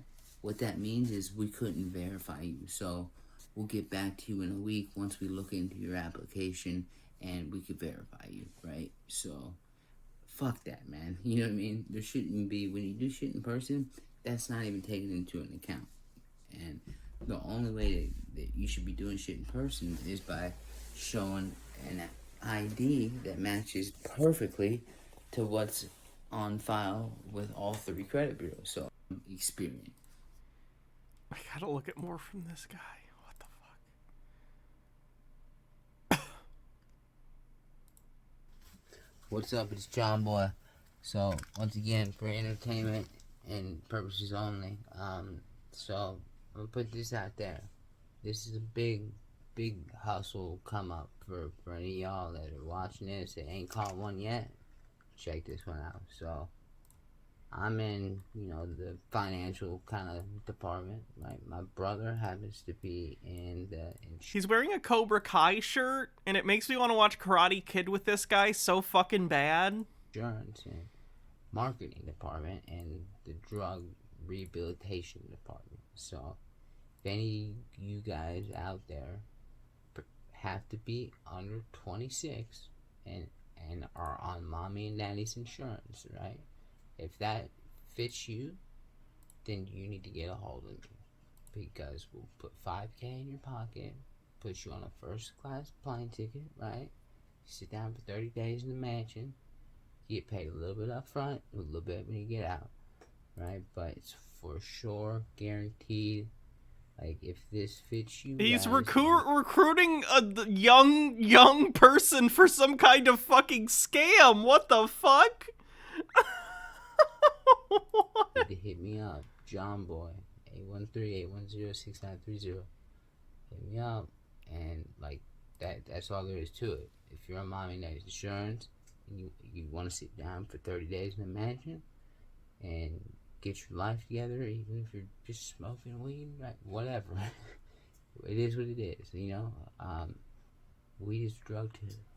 So, if that fits you guys, I'm 100%. I so badly want to know what his scam is here that he's recruiting for. 100% serious. We'll get you on a plane ticket, get you first class Delta flight down there, picked up from the airport, LAX. You sit down, you have the option between 21 days and 30 days. Obviously, if you sit for 30, you're going to get paid more. If you sit for 21, you can get paid about 5, right? 30 gets you about 7.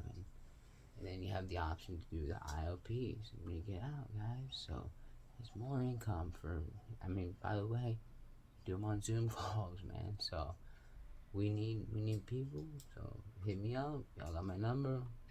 DL. Jesus Christ. This guy's nuts.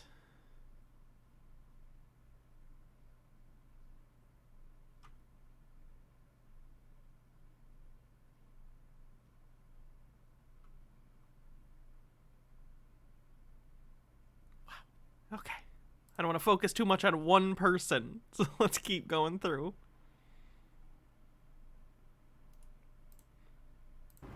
Yo, what's goody? It's your boy A-Roll Blast back in the building with another CPN motivator video.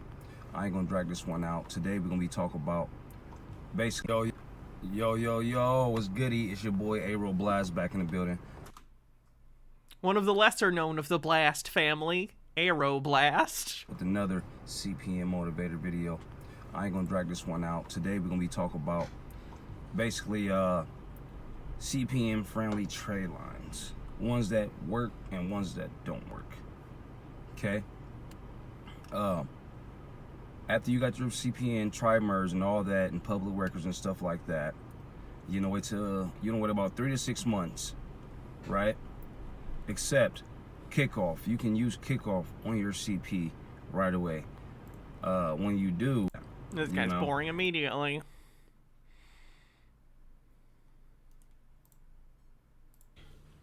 What's up, everybody? It's your boy King Hustle. Yes, this is my new YouTube channel, so make sure you subscribe and hit the all notification bell so whenever I drop new sauce, new lessons, new methods, and giveaways, you'll be the first one to be notified. You'll be the first one to know what's going on, and hey, you might be the Is there a high blast? No, I don't have one of the shark things.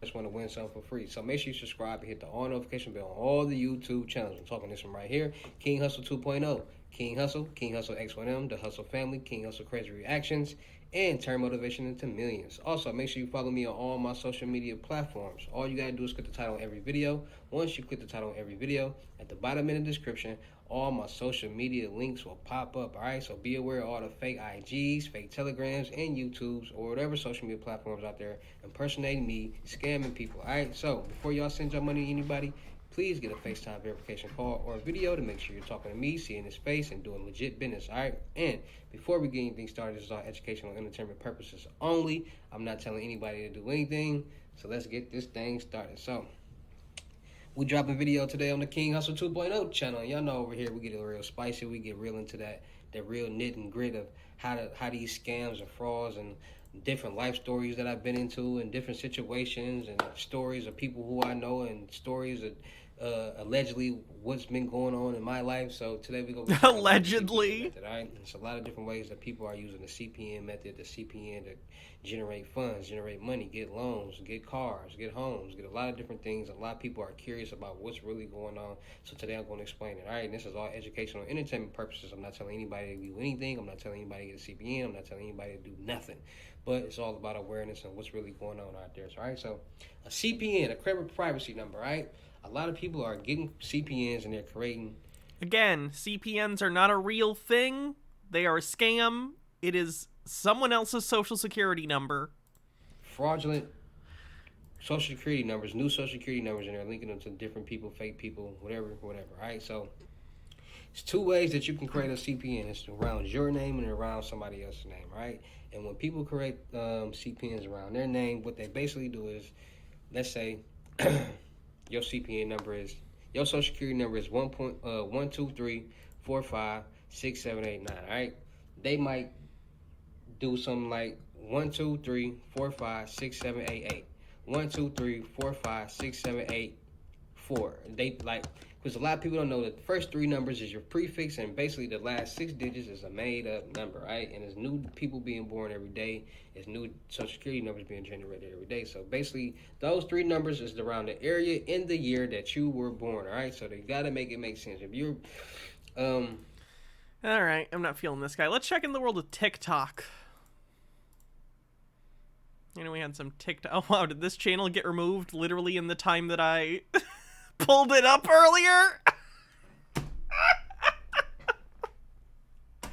This is literally a channel I pulled up an hour and 40 minutes ago to watch on stream, and it's already been removed. Alright. Fun. Hey, you guys, let's talk about some of the common mistakes with CPNs. Using them because it's fraud. That's the mistake.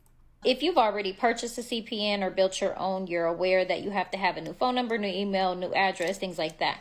But some of the common mistakes that I've been seeing lately are people are allowing their credit file to merge later on down the road with their old information. You don't want that to happen. And the way that that happens, and before I go further, let me say that this is mostly for people that have CPNs in their original name.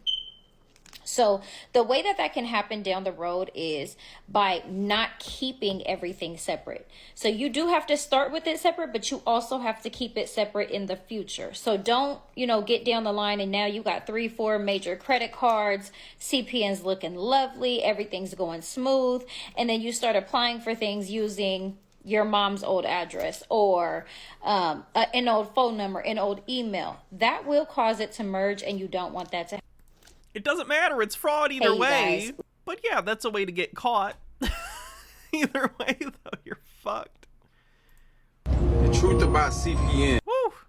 The audio on some of these people's things are ridiculous. Oh, there's someone committing crime. Oh, God. Oh, no. Like, yes, that's a lot of money you stole, and you live in a very nice house or apartment that you fraudulently got, but it's not gonna last.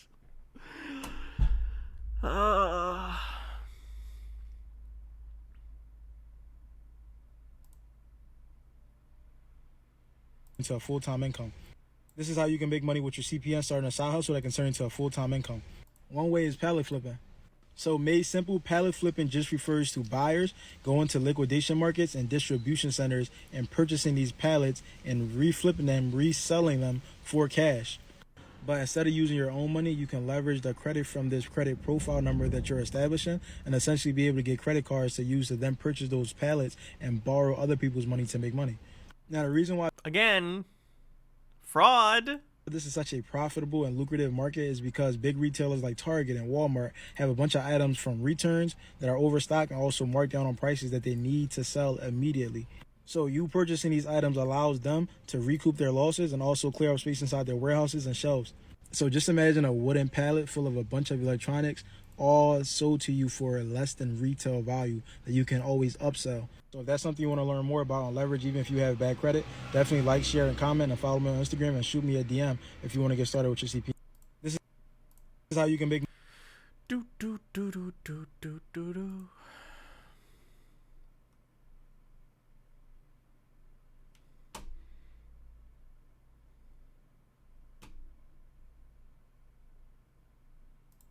Hey, you guys, let's talk about some of the. TikTok is so weird for me. It like clicks on the wrong videos. Hey, you guys. Why is it? That's not the video I'm clicking on. Why TikTok? Why do? Hey, you guys. It just keeps showing the same video. All right, we've looked at a lot of CPN stuff. Let's get in some of the meme stock scams. I don't know if any of these videos will be interesting. But even though Bed Bath & Beyond is at its lowest price in 3 decades, people are still trying to get you to YOLO your money into it. This is insane, guys. Check it out. So Bed Bath & Beyond right now is at $4.50. In the past 5 days, it is up over 240%. And at one point, I think this was... It's down to... Let's see what it is right now. $1.23. Its all-time high was $35. Let's look at Max. When was the last time that its price was this low? Looks like October, a little earlier. August 1992 was the last time the stock was this low. Great time to get in, though, guys. This was yesterday. It was up over $5.80. And the crazy thing is, just a couple of days ago, I made a TikTok about it when it was just at $1, maybe $1.30. That's after they... This video was posted in the middle of January of this year. So if you had followed this guy's advice, you would have a quarter of the money you had when you put it in. Announced that they're probably going to file for bank. The GameStop thing broke a lot of brains. Oh, yeah. It spread to other things, because this is Bed Bath & Beyond. It's Bed Bath & Beyond. It's GameStop. There's still, believe it or not, some people holding on to their delisted Sears stock, believing that it's going to be worth money. Bankruptcy. So it's crazy the amount of volume that's coming on this thing, how much it's gone up. But I'm still sticking to what I said on my TikTok video. on my YouTube videos. I've been saying this recently. These meme stocks, and you guys are going to, most likely agree with me, right? They're never going back to all-time highs. But that doesn't mean in the short term they can't have these crazy rallies. They can, and that's clearly what we're seeing right here. What do you guys think? People have Sears stock. They do. I don't know if anyone has made any kind of like... Let me take a look, actually. TikTok. Let's see if we can find any Sears TikToks. What was Sears' actual Sears stock? What was it? Sears Holding Corp stock. SHLD. SHLD. It looks like people aren't making TikToks about it, which is unfortunate, rather. What if I put the Q at the end? Q at the end of a stock just means that the stock has been delisted, basically. So if you ever see a stock ticker with a Q at the end, that's what it means. GameStop, AMC, Dogecoin. If you missed out on any of those, here are the next things you should invest in that are going to boom. Number one is Sears, sitting at 38 cents right now. They are going to not just the moon, but I'm talking Pluto. Next is the Swag token, leaders of Swag, which is actually a real cryptocurrency for the Asian adult entertainment market. And then lastly, we got Donut, up 94% in 24 hours because they're delicious! Discordant Vol says, guys, just because the stock market is disconnected from reality doesn't mean you can outsmart it. Yep. The market can stay irrational longer than you can stay solvent. Good thing to keep in mind.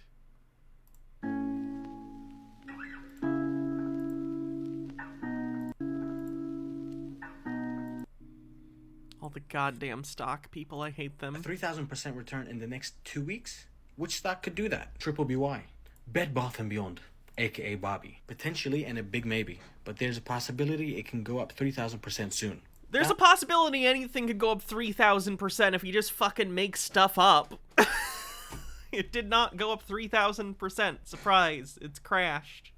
Downside is, you can lose 2/3 of your money or all of it if they go bankrupt, which is also a possibility. More likely 2/3 than all of it if it goes down. So the risk is losing 2/3 to all of your money, but the potential benefit is 30x. For example, £1,000 invested can turn into £30,000, or £300, or zero. It's crazy. High risk, high reward, or high loss. Life of the game. Never put more than you can afford to lose. Don't remortgage your house for this. None of this is financial advice. This is for entertainment purposes only. Fuck off with... I am so sick of these assholes. Fucking being like, this isn't financial advice. Isn't it? Isn't it, though? It kind of feels like you're trying to tell people to do a specific thing.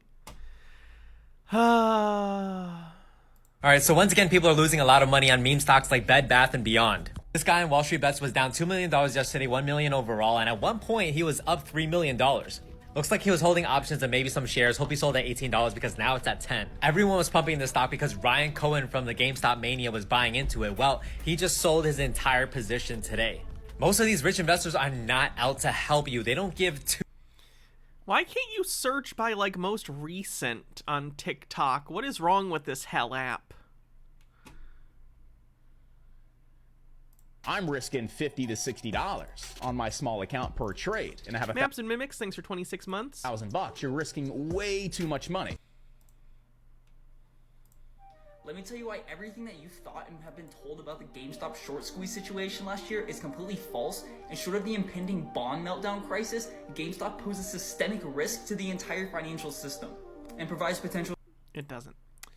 I'm going to refer to my trusty Uno deck. 6, okay, so I'm going to be buying 6,000 shares. If I'm drawing this card, just tell me, don't buy it, don't coerce, reverse. If I'm looking at PENN, P-E-N-N, I reverse the tickers. So then I start looking at N-N-E-P in this case, and I say, all right, that's the ticker I'm going to buy instead. Boom, wild card. When in doubt, shake it about. I shake my magic 8-ball. Should I buy 6,000 shares? If I don't get the answer I want, I just say, I'm still a little bit in doubt, so I shake it about. Outlook not so good. Should I buy PENN? Yes, definitely. Perfect. If you're unsure of the fate, go back to the blank slate. I refer to my trusty game of bananagrams. Just start drawing letters, whichever letters you land on, and then that's it. That's the company that you're buying. Discordant Full says, remember the Iraqi dinar scams? Arbitrage is the same as this.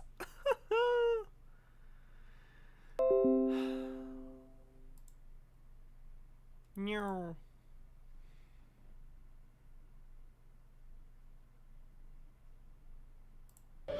Hi, can I help you? I'm just checking in on operations. Do you work here? I'm a partial owner. You keep up the good work. Wait, did you just make that shirt yourself? No, I actually got it directly from the owner of the company. You did not speak to the owner of the company. Well, it's not that hard. You're doing it right now. Oh my fucking god. I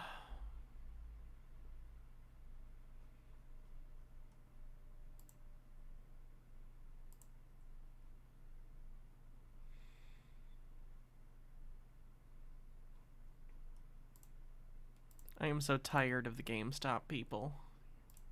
Welcome to Cheese Church, where I preach about a cheese and tell you how to pair her. Today we worship Rogue River Blue, an Oregon queen that was crowned best cheese in the world a couple years ago. She's made only in the fall when the cow's milk is especially rich and flavorful, and she's wrapped in pear brandy-soaked wine leaves. Her ivory paste is voluptuous and fudgy with notes of chocolate, hazelnut cream, and boozy pears. She's only released in the autumn, and she's also very expensive, so I recommend enjoying her all on her own with some champagne as a palate cleanser. I also love her with fresh grapes and these incredible chocolate shortbread cookies. Tell me how you'd pair Rogue River Blue in the comments below. Jesus bless!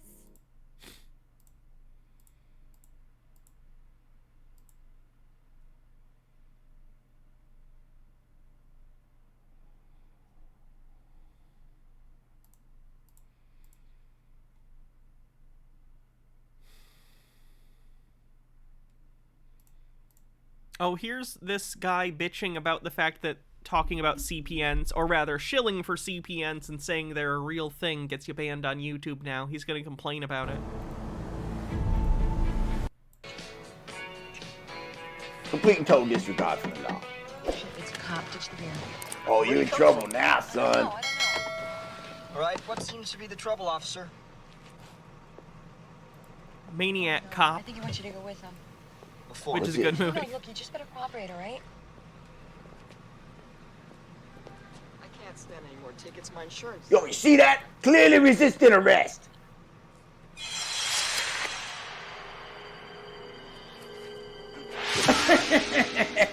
Looks like nothing more than a routine traffic stop to me. That's what you get for resisting arrest. Yeah, Bruce Campbell's in it. Maniac Cop. I love it. It's a great movie. It's my favorite movie. You know what else is great? The fact that YouTube's updated their community guidelines. All you CPN sons of bitches are finally gonna go down. Read it week. It's official. We're now targeting all you. The following are not allowed: products or services that help users mislead others. Examples, non-exhaustive. Creation of fake or false documents such as passports or diplomas. Selling numbers, e.g., credit privacy numbers that mimic the appearance of national identification numbers. Services that broker the inclusion of clients as authorized users on credit lines, which is the thing I talked about that they use to try and legitimize their fake credit accounts. Sons of bitches who talk, make videos and talk about CPNs and your authorized user trade line and all sorts of crap you guys been making videos about for the past year. Unbelievable. Finally, I have been instructed to hand out those community guidelines, and I'm gonna be doing it in short fashion. And if you think that your hero, Credit Crusader, who's a criminal, is gonna be able to help you, he's not. Because we're gonna be getting him. This channel will be the first on our list to be removed from YouTube forever.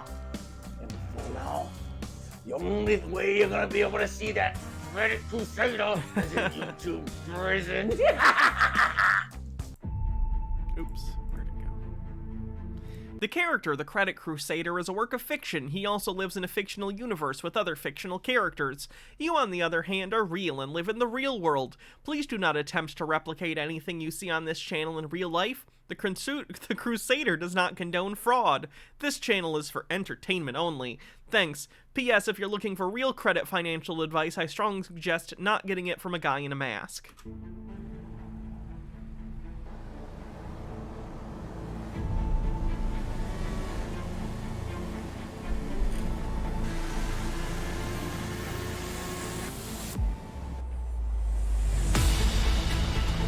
Hey guys, don't worry, I'm here.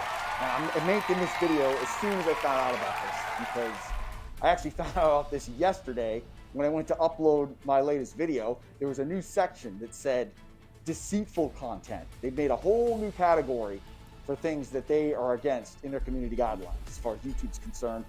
I'm gonna leave a link in the description so you can read it. They specifically say credit profile numbers, credit privacy numbers, and authorized user trade line accounts. They don't want people promoting that kind of stuff anymore. It's correct, because it's illegal. You're promoting fraudulent ways of operating. You're promoting fraud. You can put as many disclaimers in front of your video as you want. Your intent is to teach people how to commit fraud. Discordant Vol says it's a CPA luchador. Considered deceitful information, I guess. Have I kept up with the Ace Family scams? They managed to fail at trying to be like Jake Paul. I didn't. That sounds interesting. I think it's funny because it's like 2 years ago, I doubt anybody at YouTube knew what the hell any of that stuff was. I mean, probably not, but once their platform gets leveraged in order to promote illegal activity, they're certainly going to become aware of it over time, aren't they? Nobody cared. But the fact that over the past, I want to say 2 years, there's just been an explosion of people talking about that kind of stuff, selling things, selling CPNs, selling authorized user trade lines, because there's money to be made. There was money to be made in it. Now, I think that the market is saturated. There's just too many people out there talking about it. I mean, years ago, I remember looking on YouTube and there was next to nobody. Only Trey Man, the credit coach, was the only guy that I could get actual CPN information. He was the only channel. He was the only guy talking about it. Now, I mean, just type in CPN in a search engine and you're going to have 50,000 people, some wearing masks, some not wearing it, talking about it. Because it gets... Gee, I wonder why so many are wearing masks. I mean, the way the whole social media craze has gone down, everybody's fighting to try to get people's attention. I mean, you gotta come up with some really... On top of the many things they've done, they got caught buying bots for Instagram by not paying the company that was supposed to be botting for them. Oh my god. We were kind of expecting... What dummies. We can take a look at that later. After this video. Off-the-wall stuff for people to see something they haven't seen before. And there was a time when the trade line, the credit hacks, and CPN knowledge, when that was all real popular because people never heard of it. They're like, what? You know, it was all news. Now it's like everybody's trying to get in on it, and the herd just came in, and clearly YouTube's had enough. I'm also going to say something else, and that's Mike over at the Credit Game and Wholesale Trade Lines. He definitely has got to be responsible for the awareness that YouTube now has, because let's face it, I mean, he had the most subscribers, he made the most noise, and now him being investigated and raided by the FTC, I'm sure the FTC... Gee, I wonder why he got raided. Do you think that could be anything in relation to the stuff he was trying to tell people to do? The stuff that's the same stuff that you're telling people to do? Discordant Vol says, I'm going to rent a billboard that says you are not rich enough to avoid the IRS or the SEC. Contacted YouTube. The FTC is the government. YouTube's definitely going to answer when they call.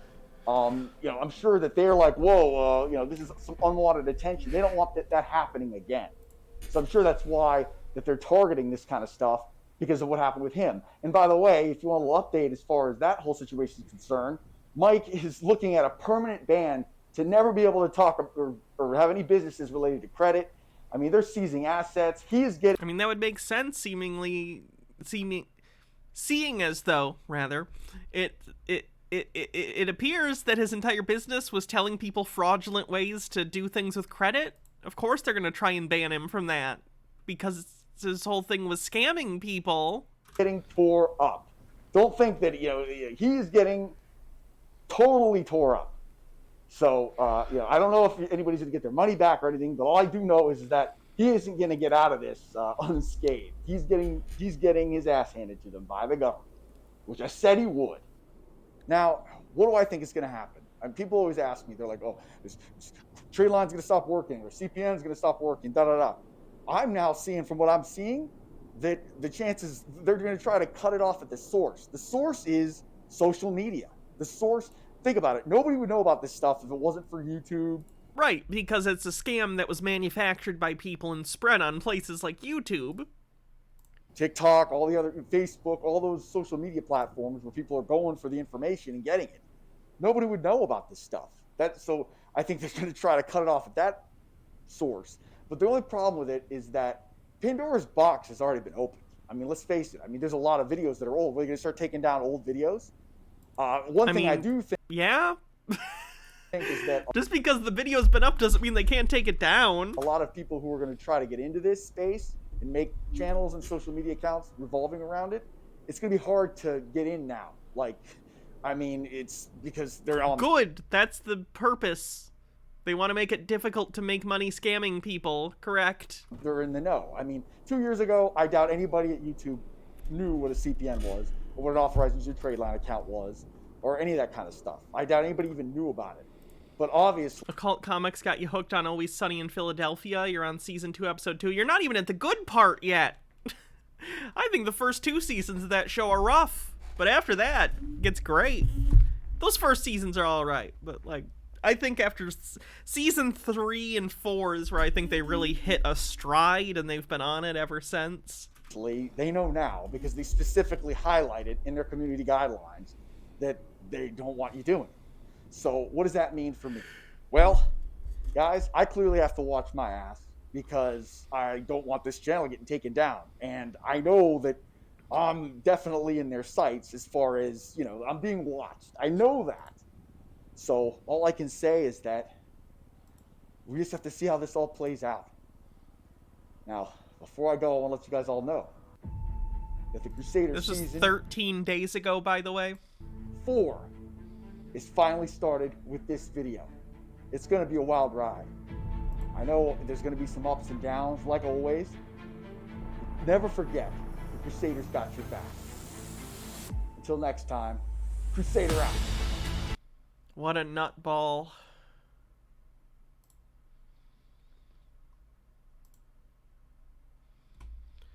Oh, he's got a whole separate channel where he's doing cringy shit. This video is brought to you by thecrusadercave.com. Go to thecrusadercave.com. Great fact that you Lahara in La. Oh, well, you know, Dr. Deny.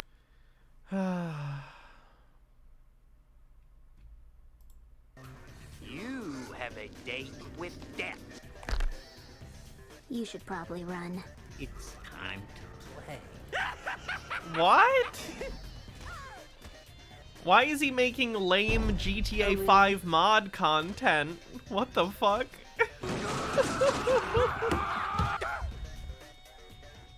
The chuck.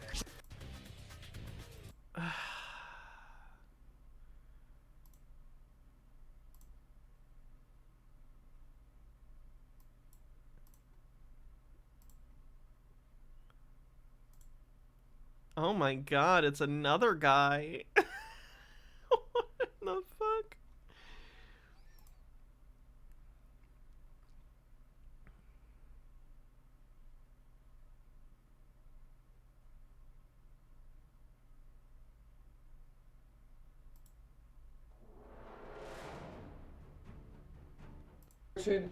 You get your really cool one. And we actually So many masks. This, but lo and behold, the Ace Family boxing match has been postponed. But the fight, Austin versus Gibb, may potentially have to be postponed.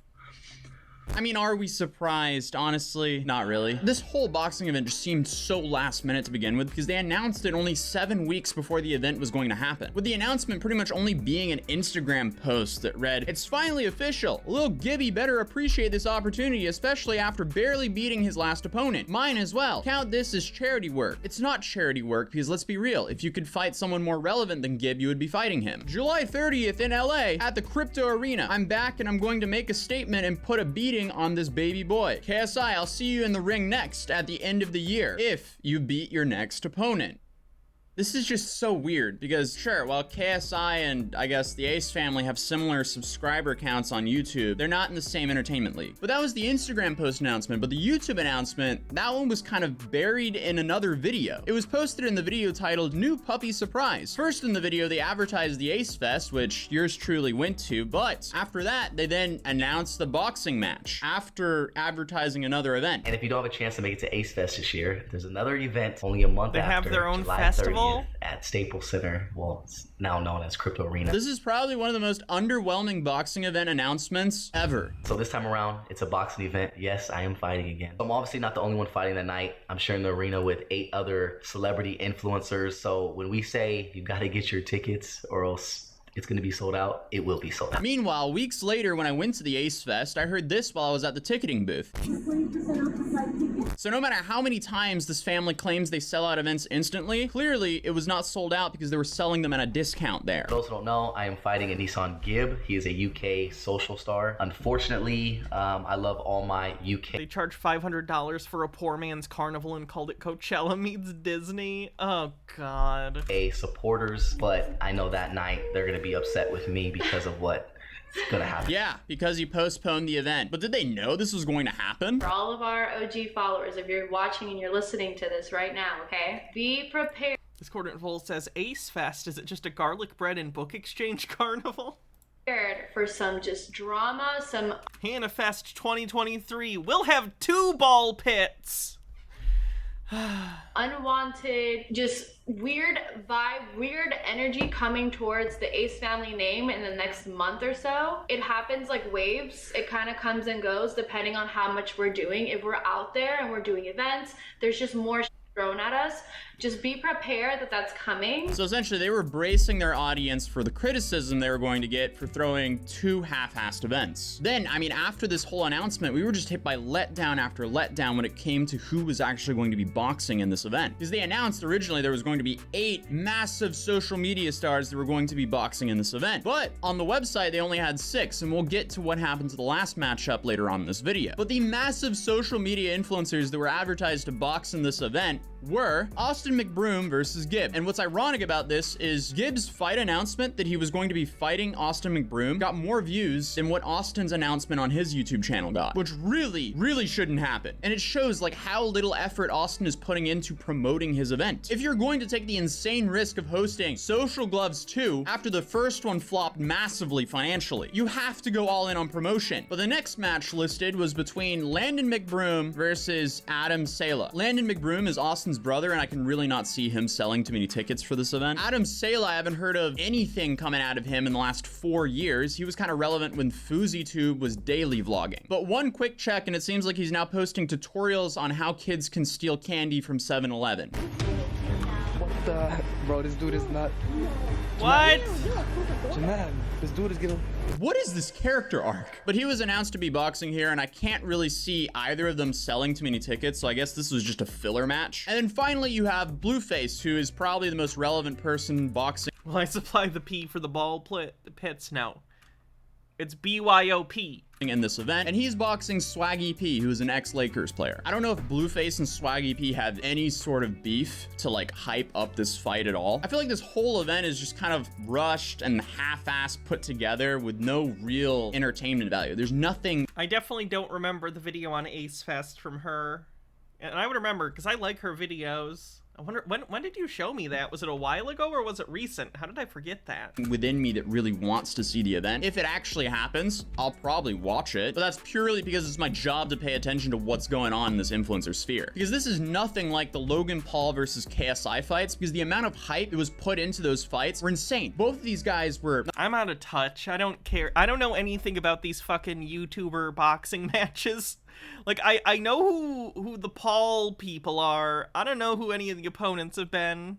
Number one, they actually hated each other. Number two, both of them were dropping diss tracks on each other, making entertaining content going at each other to promote the fight while they were training and boxing for the event. That's what made the event so great. People really wanted to see those boxing matches, and we don't have anything like that here with the Social Gloves 2 event. We had a little bit of it between Austin McBroom and Bryce Hall in the first event, but there's nothing here. Nobody announced in this event is putting in any effort to make any entertaining content promoting this fight. They're probably putting in a bunch of effort into boxing training, but these guys aren't boxers. People watch them because they're entertainers. If they're not being entertaining and promoting the fight in an entertaining way, no one's going to watch the event, which is why I feel like inevitably this happened. I just woke up to some unfortunate news this morning from my team. I don't know how to feel right now. I'm sad, frustrated, pissed off. All I could really say is that it has nothing to do with me or Social Gloves, but the fight, Austin versus Gibb, may potentially have to be postponed. Out of respect for Gibb, I'm gonna let him explain his situation. He has no choice other than to make a video and explain to you guys why the fight may have to be postponed.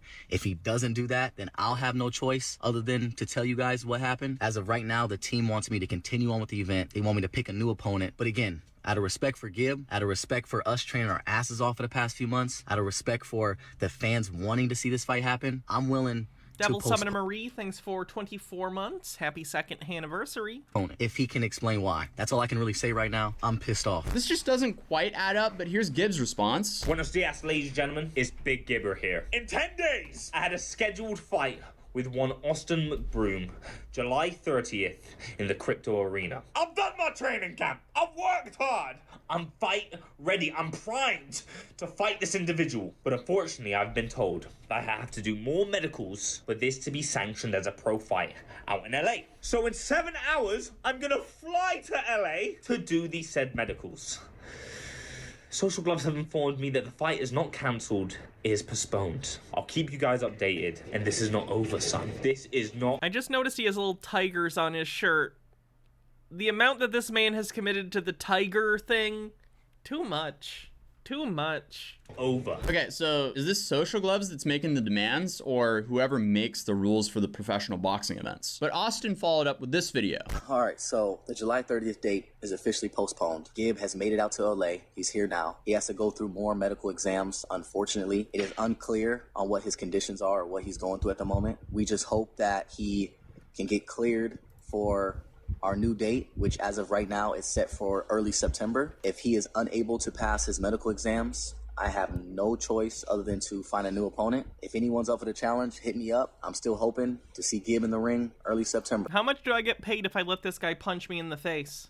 Everyone, stand by. Now, my question is this a... I'm down. Lucky break for Austin and them to now they can have a little bit more time to find the last fight and also some more time to promote this event? Because from what I can tell, they've been struggling to fill the last card. Because as the Ireland Boys exposed, which don't confuse them with the Island Boys, apparently there's a whole nother group by the name of the Ireland Boys. Apparently they were approached by Austin McBroom's brother-in-law to fight against him in the Social Gloves 2 boxing match for the grand total of $0. Nothing. Zilch. That's how much they want to offer them. So Austin's event is essentially scrambling to find someone who wants to hop into the ring and fight for free against Austin's brother-in-law, who nobody has really heard of. So they're essentially like, hey, Ireland Boys, please take a massive risk, take a break from making what is profitable for you, and fight for free in this event where you have a high chance of getting seriously injured. Yeah, that sounds like an awful deal, but I guess they would have the honor to fight in the most half-assed influencer boxing match to ever be documented. I mean, Supreme Patty's boxing events seem better than this. But here's the Ireland Boys reading the DMs they got from the Social Gloves event. Saying this,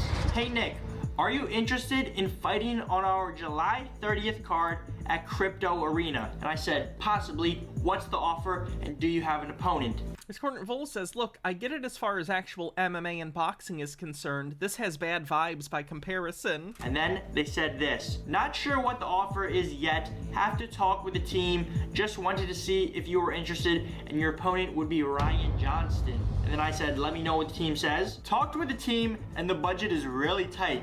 The card is already set, but if money isn't your motivation, then we might be able to work something out. Not saying you would fight for free, but the budget is low. What's the lowest you would get in the ring for? They come back, like literally like, how long is that? A couple days later, and then they say, our budget is maxed out. That That is pretty much saying your boy would be fighting for free. So it seems like this is a nightmare event for the undercards. Like, why would you bother to fight here for free? Risking to get seriously hurt for zero pay doesn't sound like a good deal. But my big question here is, will this event actually happen? I guess only time will tell. Jesus Christ. So after the financial disaster of the Social Gloves boxing match, the Ace family decided, let's throw a festival. What could go wrong? They advertised the whole thing as Disneyland meets Coachella. And as many of you guys know, I covered that pretty extensively here on this channel, and I even hinted that I might go. And because of all of your comments, you guys convinced me. This past weekend, I was back at it again, suffering for your entertainment. But I felt like I had to, especially after the Ace family posted this clip. But now we have a new event that we're going to be doing. It's going to be fire. You guys are going to love this. I'm so excited. Yeah, like the Fire Festival. All we can really say is it's going to be the best event that we've ever thrown so far. And guys, it's going down this year. And this one? Really listen. This is important. Okay. Really listen. So every event that we have sells out in seconds. I had to see if I could go to the event and buy tickets because there's no way they actually sold out. So on late Thursday night, I decided to book my flights last minute, went to bed, woke up the next morning, told Hannah about it. She seemed alarmed about me booking a flight with Spirit Airlines. And then I started second guessing if my European raised ass was missing something here. Really? It's that bad? Spirit Airlines nightmare, 14-hour layover. Never again. Watch this before flying Spirit Airlines. Never flying Spirit Airlines again. Bruh. I mean, as long as I don't get the United Airlines treatment, I guess that'll do. So we hit the road and I completely miscalculated traffic because I had no idea someone was going to crash and make the traffic thicker than a Pixar mom. To make everything worse, my flight starts boarding about 7 minutes after I arrive at the airport. Hopefully, I actually make it to the Ace Fest. I'm hoping that's hyperbolic because you can't get through airport security that quick. Because if not, I just blew $1,000 on some flights that I can't refund. Floor it, floor it, floor it. All right, it looks like today I got very lucky because I made it to the gate. So we made it onto the plane. So far, so good. No problems on Spirit.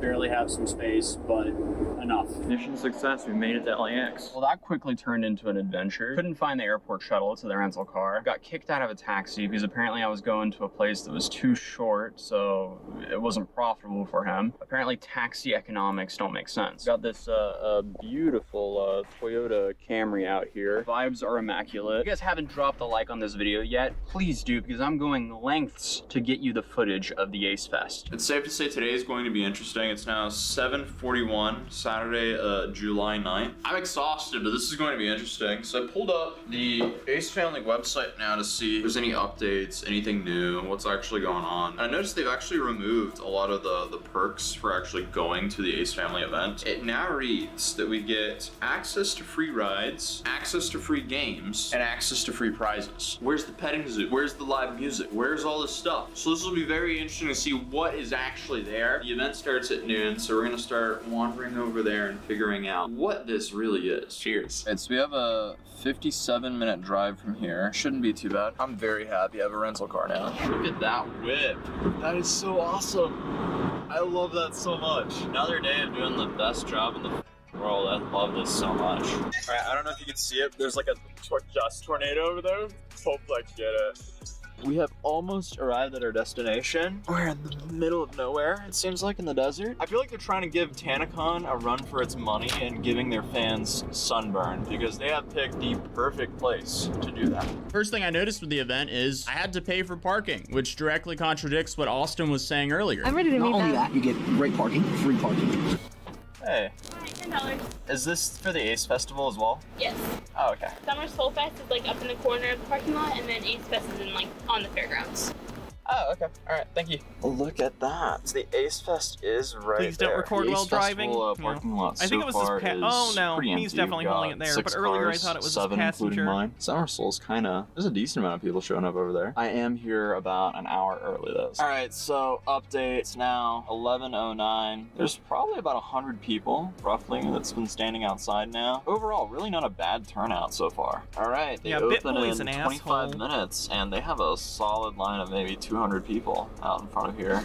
I am a little worried about, I mean, like, some of these people have been standing in that sun for over an hour and a half now. 15 minutes before opening, I would say there's probably about 300 people here now. Not a single cloud in the sky, though. These people are roasting in the California sun. The gate just opened. They're now letting people in. So it took them about 25 minutes to get the last people in now. The final people that we saw on the line earlier are now all the way up at the gate. So this left me with my next challenge. I didn't want to get turned away at the door because flying all the way out there, booking hotels, and renting a car, I was out about $1,800 just to get to the festival. So if I was turned down at the gate, that would be an L. So I did a couple things to make sure they were not looking for me. I didn't post anywhere on social media that I was going. I didn't book any ticket ahead of time because I didn't want them to see my name there and go, oh, looks like he's coming. We'll keep an eye out for him. And this was a little bit sketchy because they also claimed they sold out. So I could have been really unlucky, showed up at the gate, and they didn't even sell tickets. Hey, one ticket. One second. It's the cheapest entry ticket.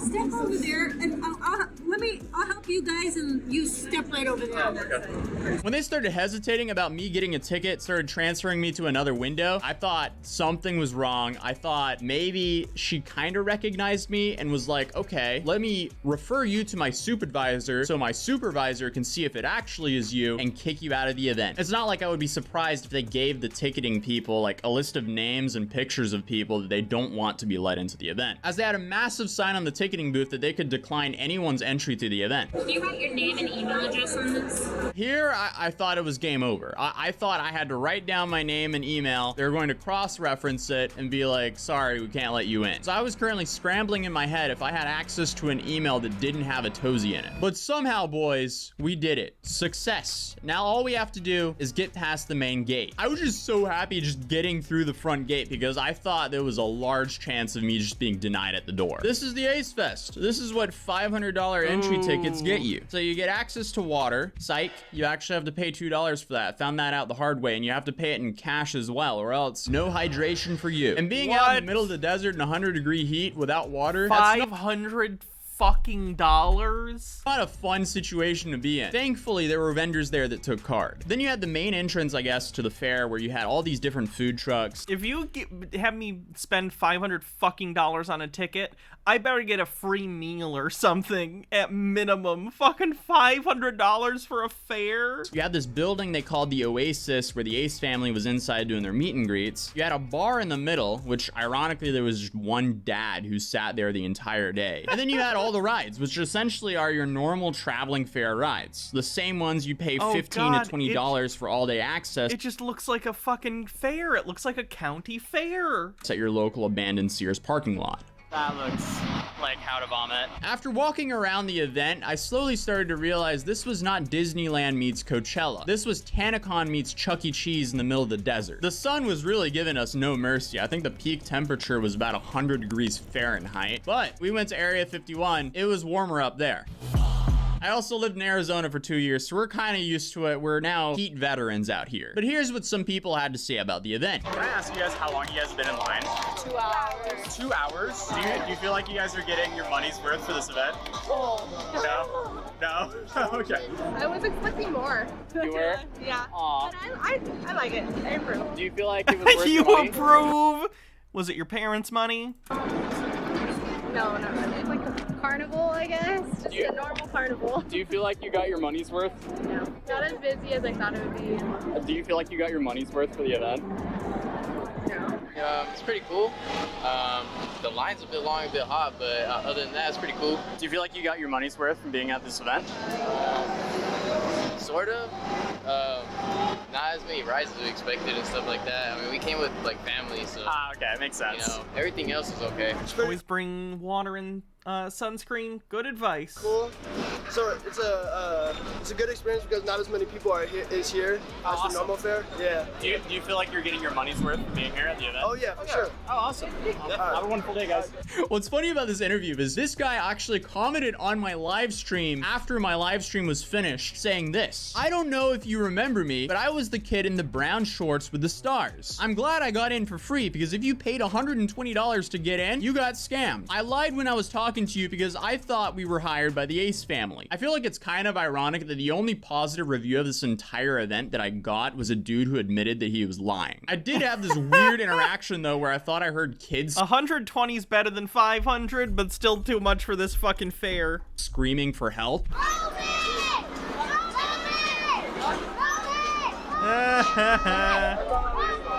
But then I realized, I guess they're just kids being dramatic, and I saw they got out of the ride completely fine. This is what the event looked like from above in the middle of the day. As you can see, at this point in time, there weren't too many there yet. I've been to much better county fairs than this. They do have Tilt-A-Whirl, though. Tilt-A-Whirl is my favorite fair ride. Tilt-A-Whirl is S tier. The Scrambler is A tier. As I heard from one of the vendors, more people were going to show up for the nighttime. Like the sun go down and people start. You could have gone to a similar fair in Gallatin for 50 max. Yeah, you can usually get like unlimited tickets for the rides and stuff for like $30 max, maybe 40 if it's like a nice fair, and then you just get food and stuff. Have I watched Swell Entertainment cover weird cons? I have. I love Swell Entertainment. Bittergrin says, this is like a half step above a shopping mall parking lot carnival. Yeah. But it's like getting busy. Oh, okay, so you think it's going to be busy later on tonight? Yeah. Oh, okay. Like around 4, 5 o'clock. Okay. But the sun is so hot, a lot of people is not going to come this early. Yeah. But around 4, 5 o'clock. But I'm not sure if more people actually showed up or if those people just finally got out of line from the meet and greet with the Ace family and they just flooded into the theme park. Yes, one. Look at that. We just won. This is what we're paying $121 for. See this, guys? Who needs Palm Angels when you have Ace family? Well, then you had this ridiculous moment, and somehow I caught it on camera while I was streaming.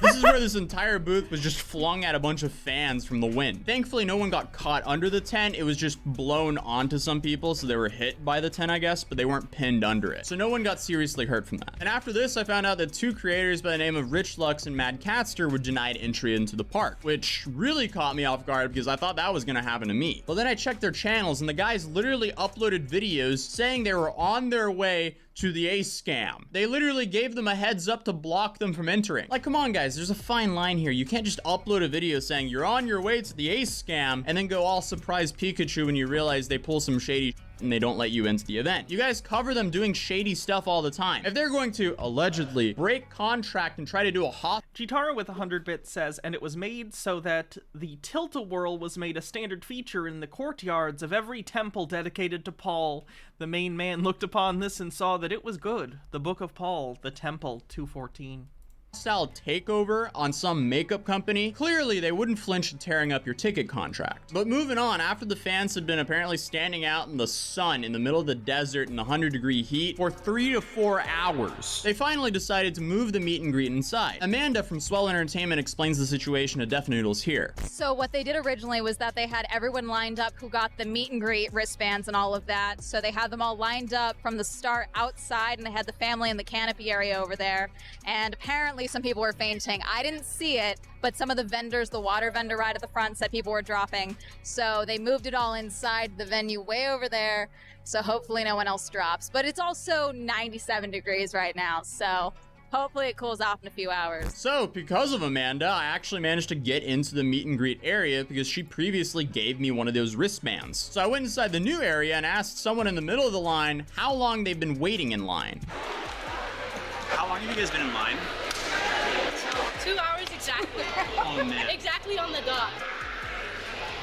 Alright, goodbye Ace Fest. I was here for about 4 hours. 4 hours in the sun for the Ace family. Were they misleading with the advertisement? Definitely. It seemed like the kids were having fun. Yes, they were severely overcharging for a festival. It's a glorified traveling fair with insanely high marked up tickets because the Ace family was here and it's the Ace family's festival. An interesting thing that did happen though, which I do think I got on film, while I was buying my ticket, the woman beside me was advertising that the fighting tickets are for Austin's upcoming upcoming fight, they were 20% off.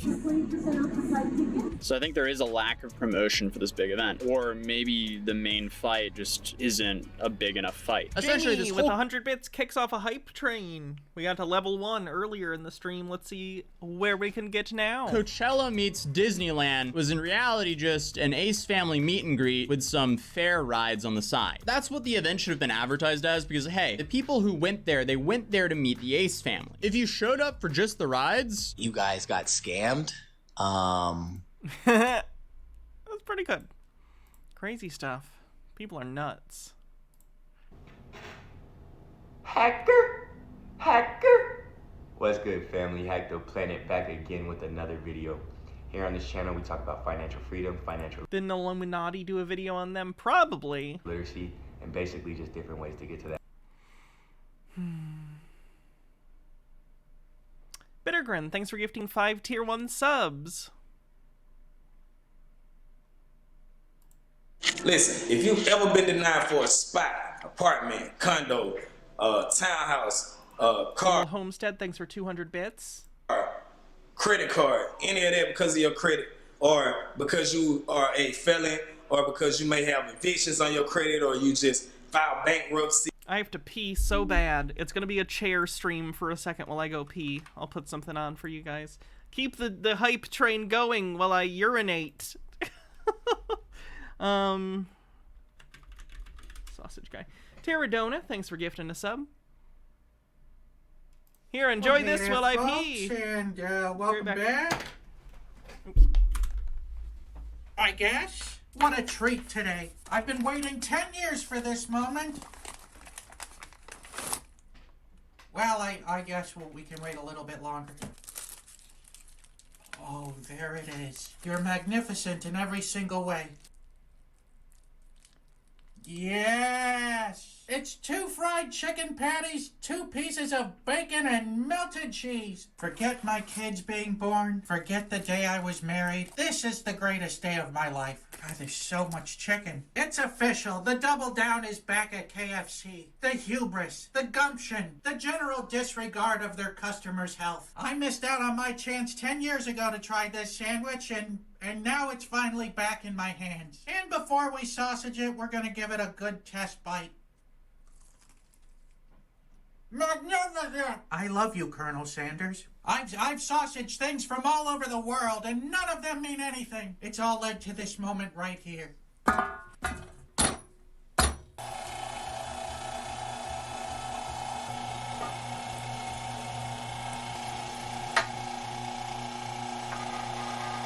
What a value! Like 5 cups of chicken here. We've been spending most of our lives living in the sausage I missed something. paradise. Fuck me. Holy crap. Okay, Bittergrin says, all hail the chair. Who's your friend? Gifts 10 tier 1 subs, thank you. First name bunch of numbers says, chair, chair, chair, chair. And Nemesaur Kolboth gives 10 more tier 1 subs. Gnome Pickles says, not gonna lie though, I fear any sauce that comes from a... Wait, from a colonial? Was that supposed to be Colonel? The double down is amazing. It's 82% to level 6. In 3, 2, 1, let's sausage! Oh, this is a tough one.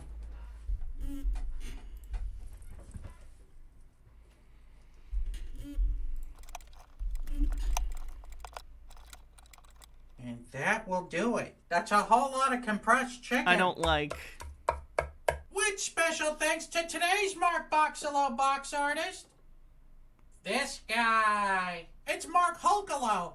And you got me stuffing my face right in the corner. That's good work. Unfortunately, I think this thing has almost 0 chance of blowing. But will it blow? Nothing. The double down's too much.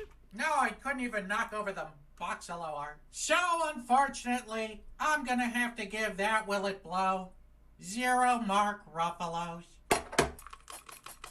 Alright, I'm expecting big things out of this one. Here we go! Look at it wriggle.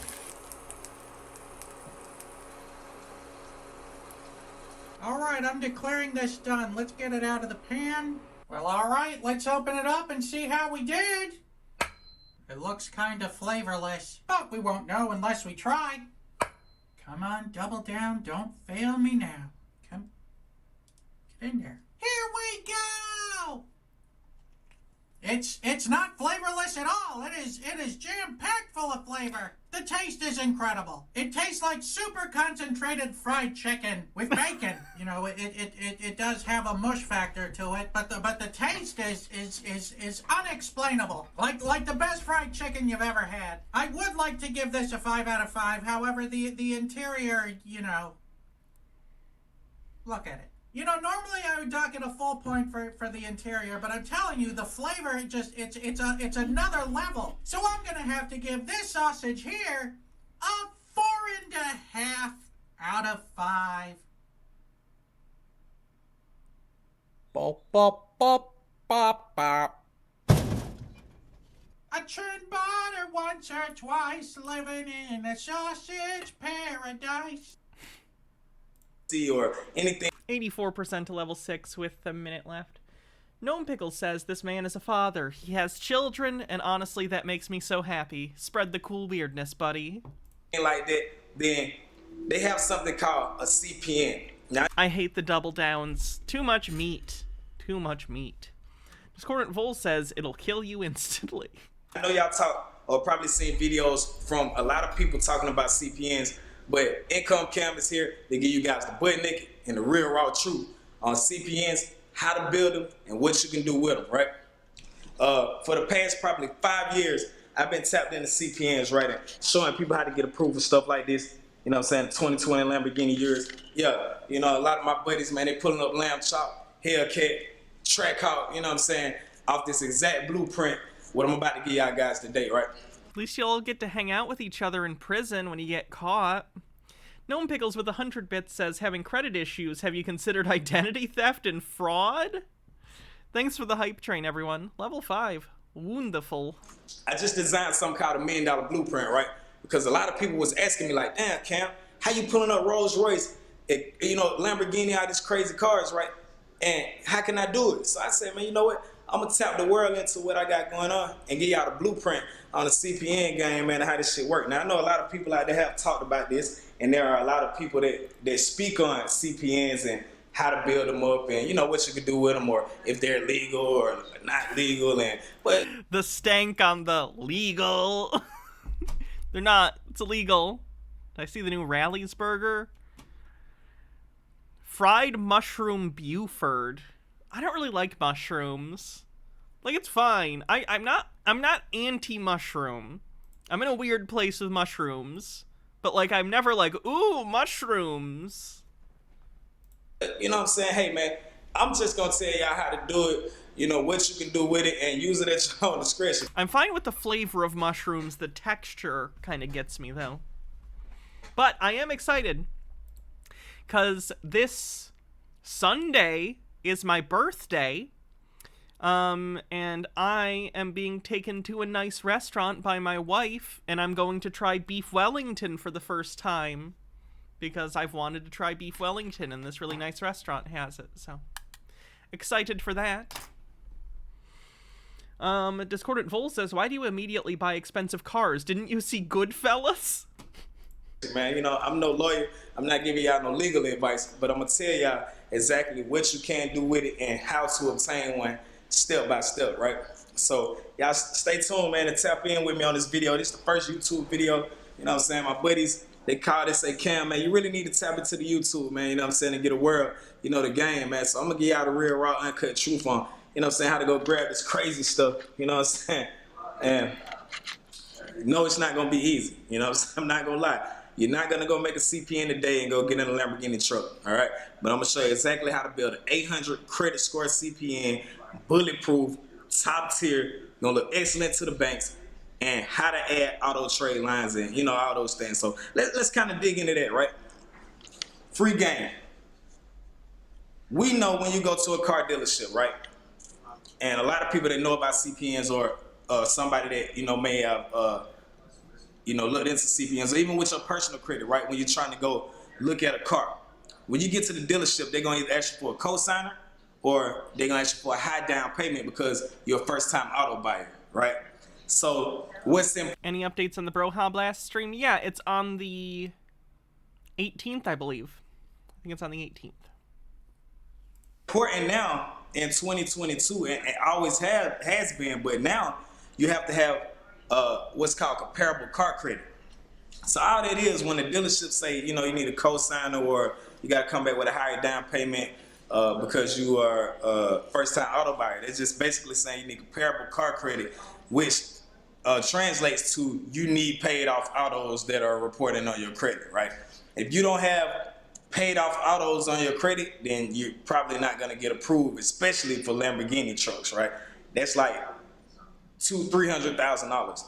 You're not going to go with, you know, no cars on your credit or no mortgage on your credit and go get approved for a Lamborghini truck. But that's why Income Cam is here to say today and tell you guys exactly how to do this stuff, right? And go around the banks, cheat the banks, and, you know, get in this stuff that you want, man. Whether He's literally admitting that you're cheating the banks. Oh my God. You want a Benz, you might want a GLD, Hellcat, Scat Pay, any of that. I'm gonna show you how to do it. What that's gonna take is something called paid off autos. So paid off autos have to report to your credit, and there's a hack for that. Contrary to popular belief, yes, Night, Ashley. There is a way to get auto trade lines on your credit, and I got my workshop, the $1 Million Blueprint, where I actually get all the way in depth and break down exactly how to get this stuff reported to your credit. But even with primary accounts, right? I show you how to get our primary accounts reported. The number one thing I see people do when they go credit repair or CPNs, they try to go get authorized users, right? And I can give y'all a gem right now, like Coast Trade Lines, like, let me see, Coast Trade Lines, like, all this shit right here, right? Can't even log in, but Coast Trade Lines, all it is authorized user. You piggybacking out somebody's credit. Now, let me tell you what is wrong and why you shouldn't use authorized user accounts. The number one reason is because when the banks see it, they don't see it as you having an individual primary account that you actually pay every month. It's showing that, you know, the person that's paying it is your aunt or uncle or cousin or friend or whoever you bought the trade line from, that they're the primary account holder, right? That they're paying this. So the bank's gonna look at you like, you just piggybacking off of them. You're not showing us that you. That's why typically the other scammers start with smaller credit cards and build up. The entire point of the buying the trade line thing is to start small so you can get a small credit card and build it up and build a credit history. I feel like I understand this scam better than him. You have payment history that you can actually have an individual account with positive payment history. I'm gonna log into my Credit Karma right quick on one of my CPNs and let you guys see like firsthand. I'm gonna log all the way in and let y'all see right here live on YouTube. So y'all can see this shit real, man. You know what I'm saying? Raw and uncut. I ain't even gonna edit the video. We're just gonna do it. You can follow me on Instagram at Income Cam too, man. So if y'all seen this video, go follow me on Instagram at Income Cam. Kind of see how I'm living, you know what I'm saying? Everything I do really, you know what I'm saying? I kind of finesse my way around these banks, and I'm gonna show y'all exactly how to do it too. So that it's not, you know what I'm saying, legal, but just finesse. All right, so I'm finna log into this Credit Karma right quick. Finna let y'all see. I ain't He's gonna just gonna show us his fraudulent account. Now the point's down a little bit because I got the autos on here. Oh, but boy. Let's go right here. Let's just go to Equifax, right?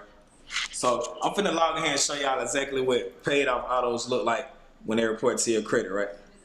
And show y'all what the primary trade lines look like. On this CPN I'll right be here, honest, I haven't looked at my credit report in a while. And this guy just made me do it out of curiosity. Better than I thought. Better than I thought. I don't have So any that's good. authorized user accounts on here. They're all primaries, and that's why I'm able to go leverage this credit report or CPN report and be able to go get approved for like high limit things and, you know what I'm saying, credit cards and stuff like that. So I'm finna dig all the way deep. Let me go to the, as you see, it's got 99% payment history on there too. Yeah, they ain't gonna show y'all this, man. You know what I'm saying? They talk about it, but I'm gonna show y'all. All right, here we go. Credit card use. Let's go to credit card use right there. Y'all see? Can y'all see that? That's 2,300 of 41,000 used. You know what I'm saying? And all these primaries. Now, I didn't actually go get approved for these primaries. Not all of them. There was one on here that I got approved for, and it was 25,000 from American Express. But everything else was authorized. I'm sorry, primary accounts that I added on here, right? And I'm gonna show you how to do it. But there we go, right there. Y'all can see the $25,000 American Express, $10,000 Regions Bank. That was a primary account that I added. That's a trade line, and Chase is a trade line. All right, so y'all see the credit cards. This 41,000, 25,000 in approvals. It's not a game. Now let's go to the autos. I gotta get out of the way in the credit report. Yeah, man, but you know these cats, they talk about it, man, but it's only. What a dumbass. Discordant Vol says, you're not rich enough to do this. I'm sorry, it sucks, but the only people who can do this with impunity are the wealthy. Very true. Very, very true. I don't know why these people are consistently trying to get people to commit federal felonies. Seems like a bad call, if I'm being entirely honest. Like, your entire user base is just people who are going to be in jail soon. So, I don't know.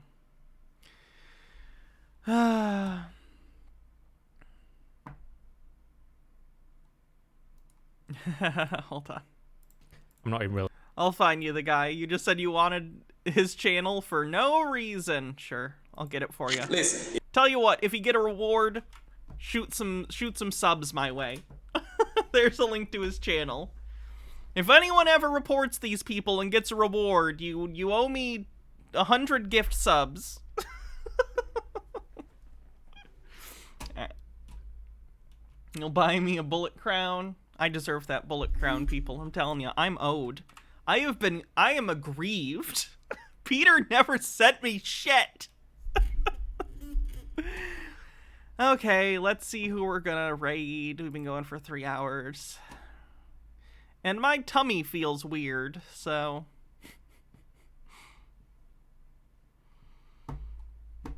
Who we gonna raid? Did anyone have anyone they wanted me to raid? I know someone asked yesterday for someone.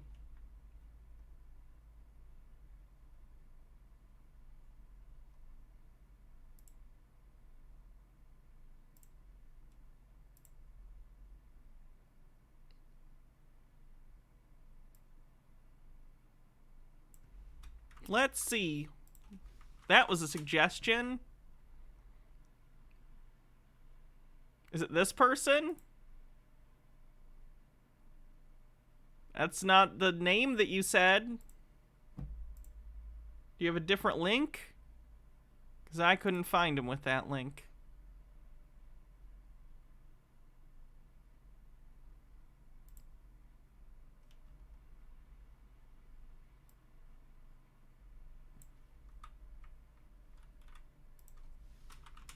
That's the same thing, right?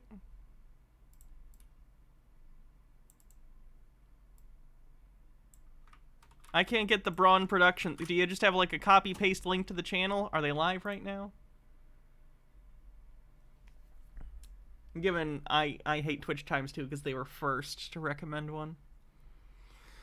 See if you can find the channel, give you a minute, and then if not, I'll move on to someone else. Love you too, Mr. Blast. Thanks everyone for hanging out. Tomorrow it'll be, I don't know. Maybe we'll do Sovsits. Who knows?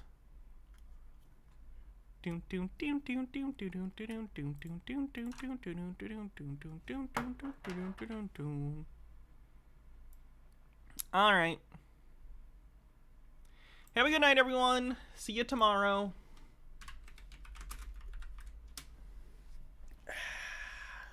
I need food.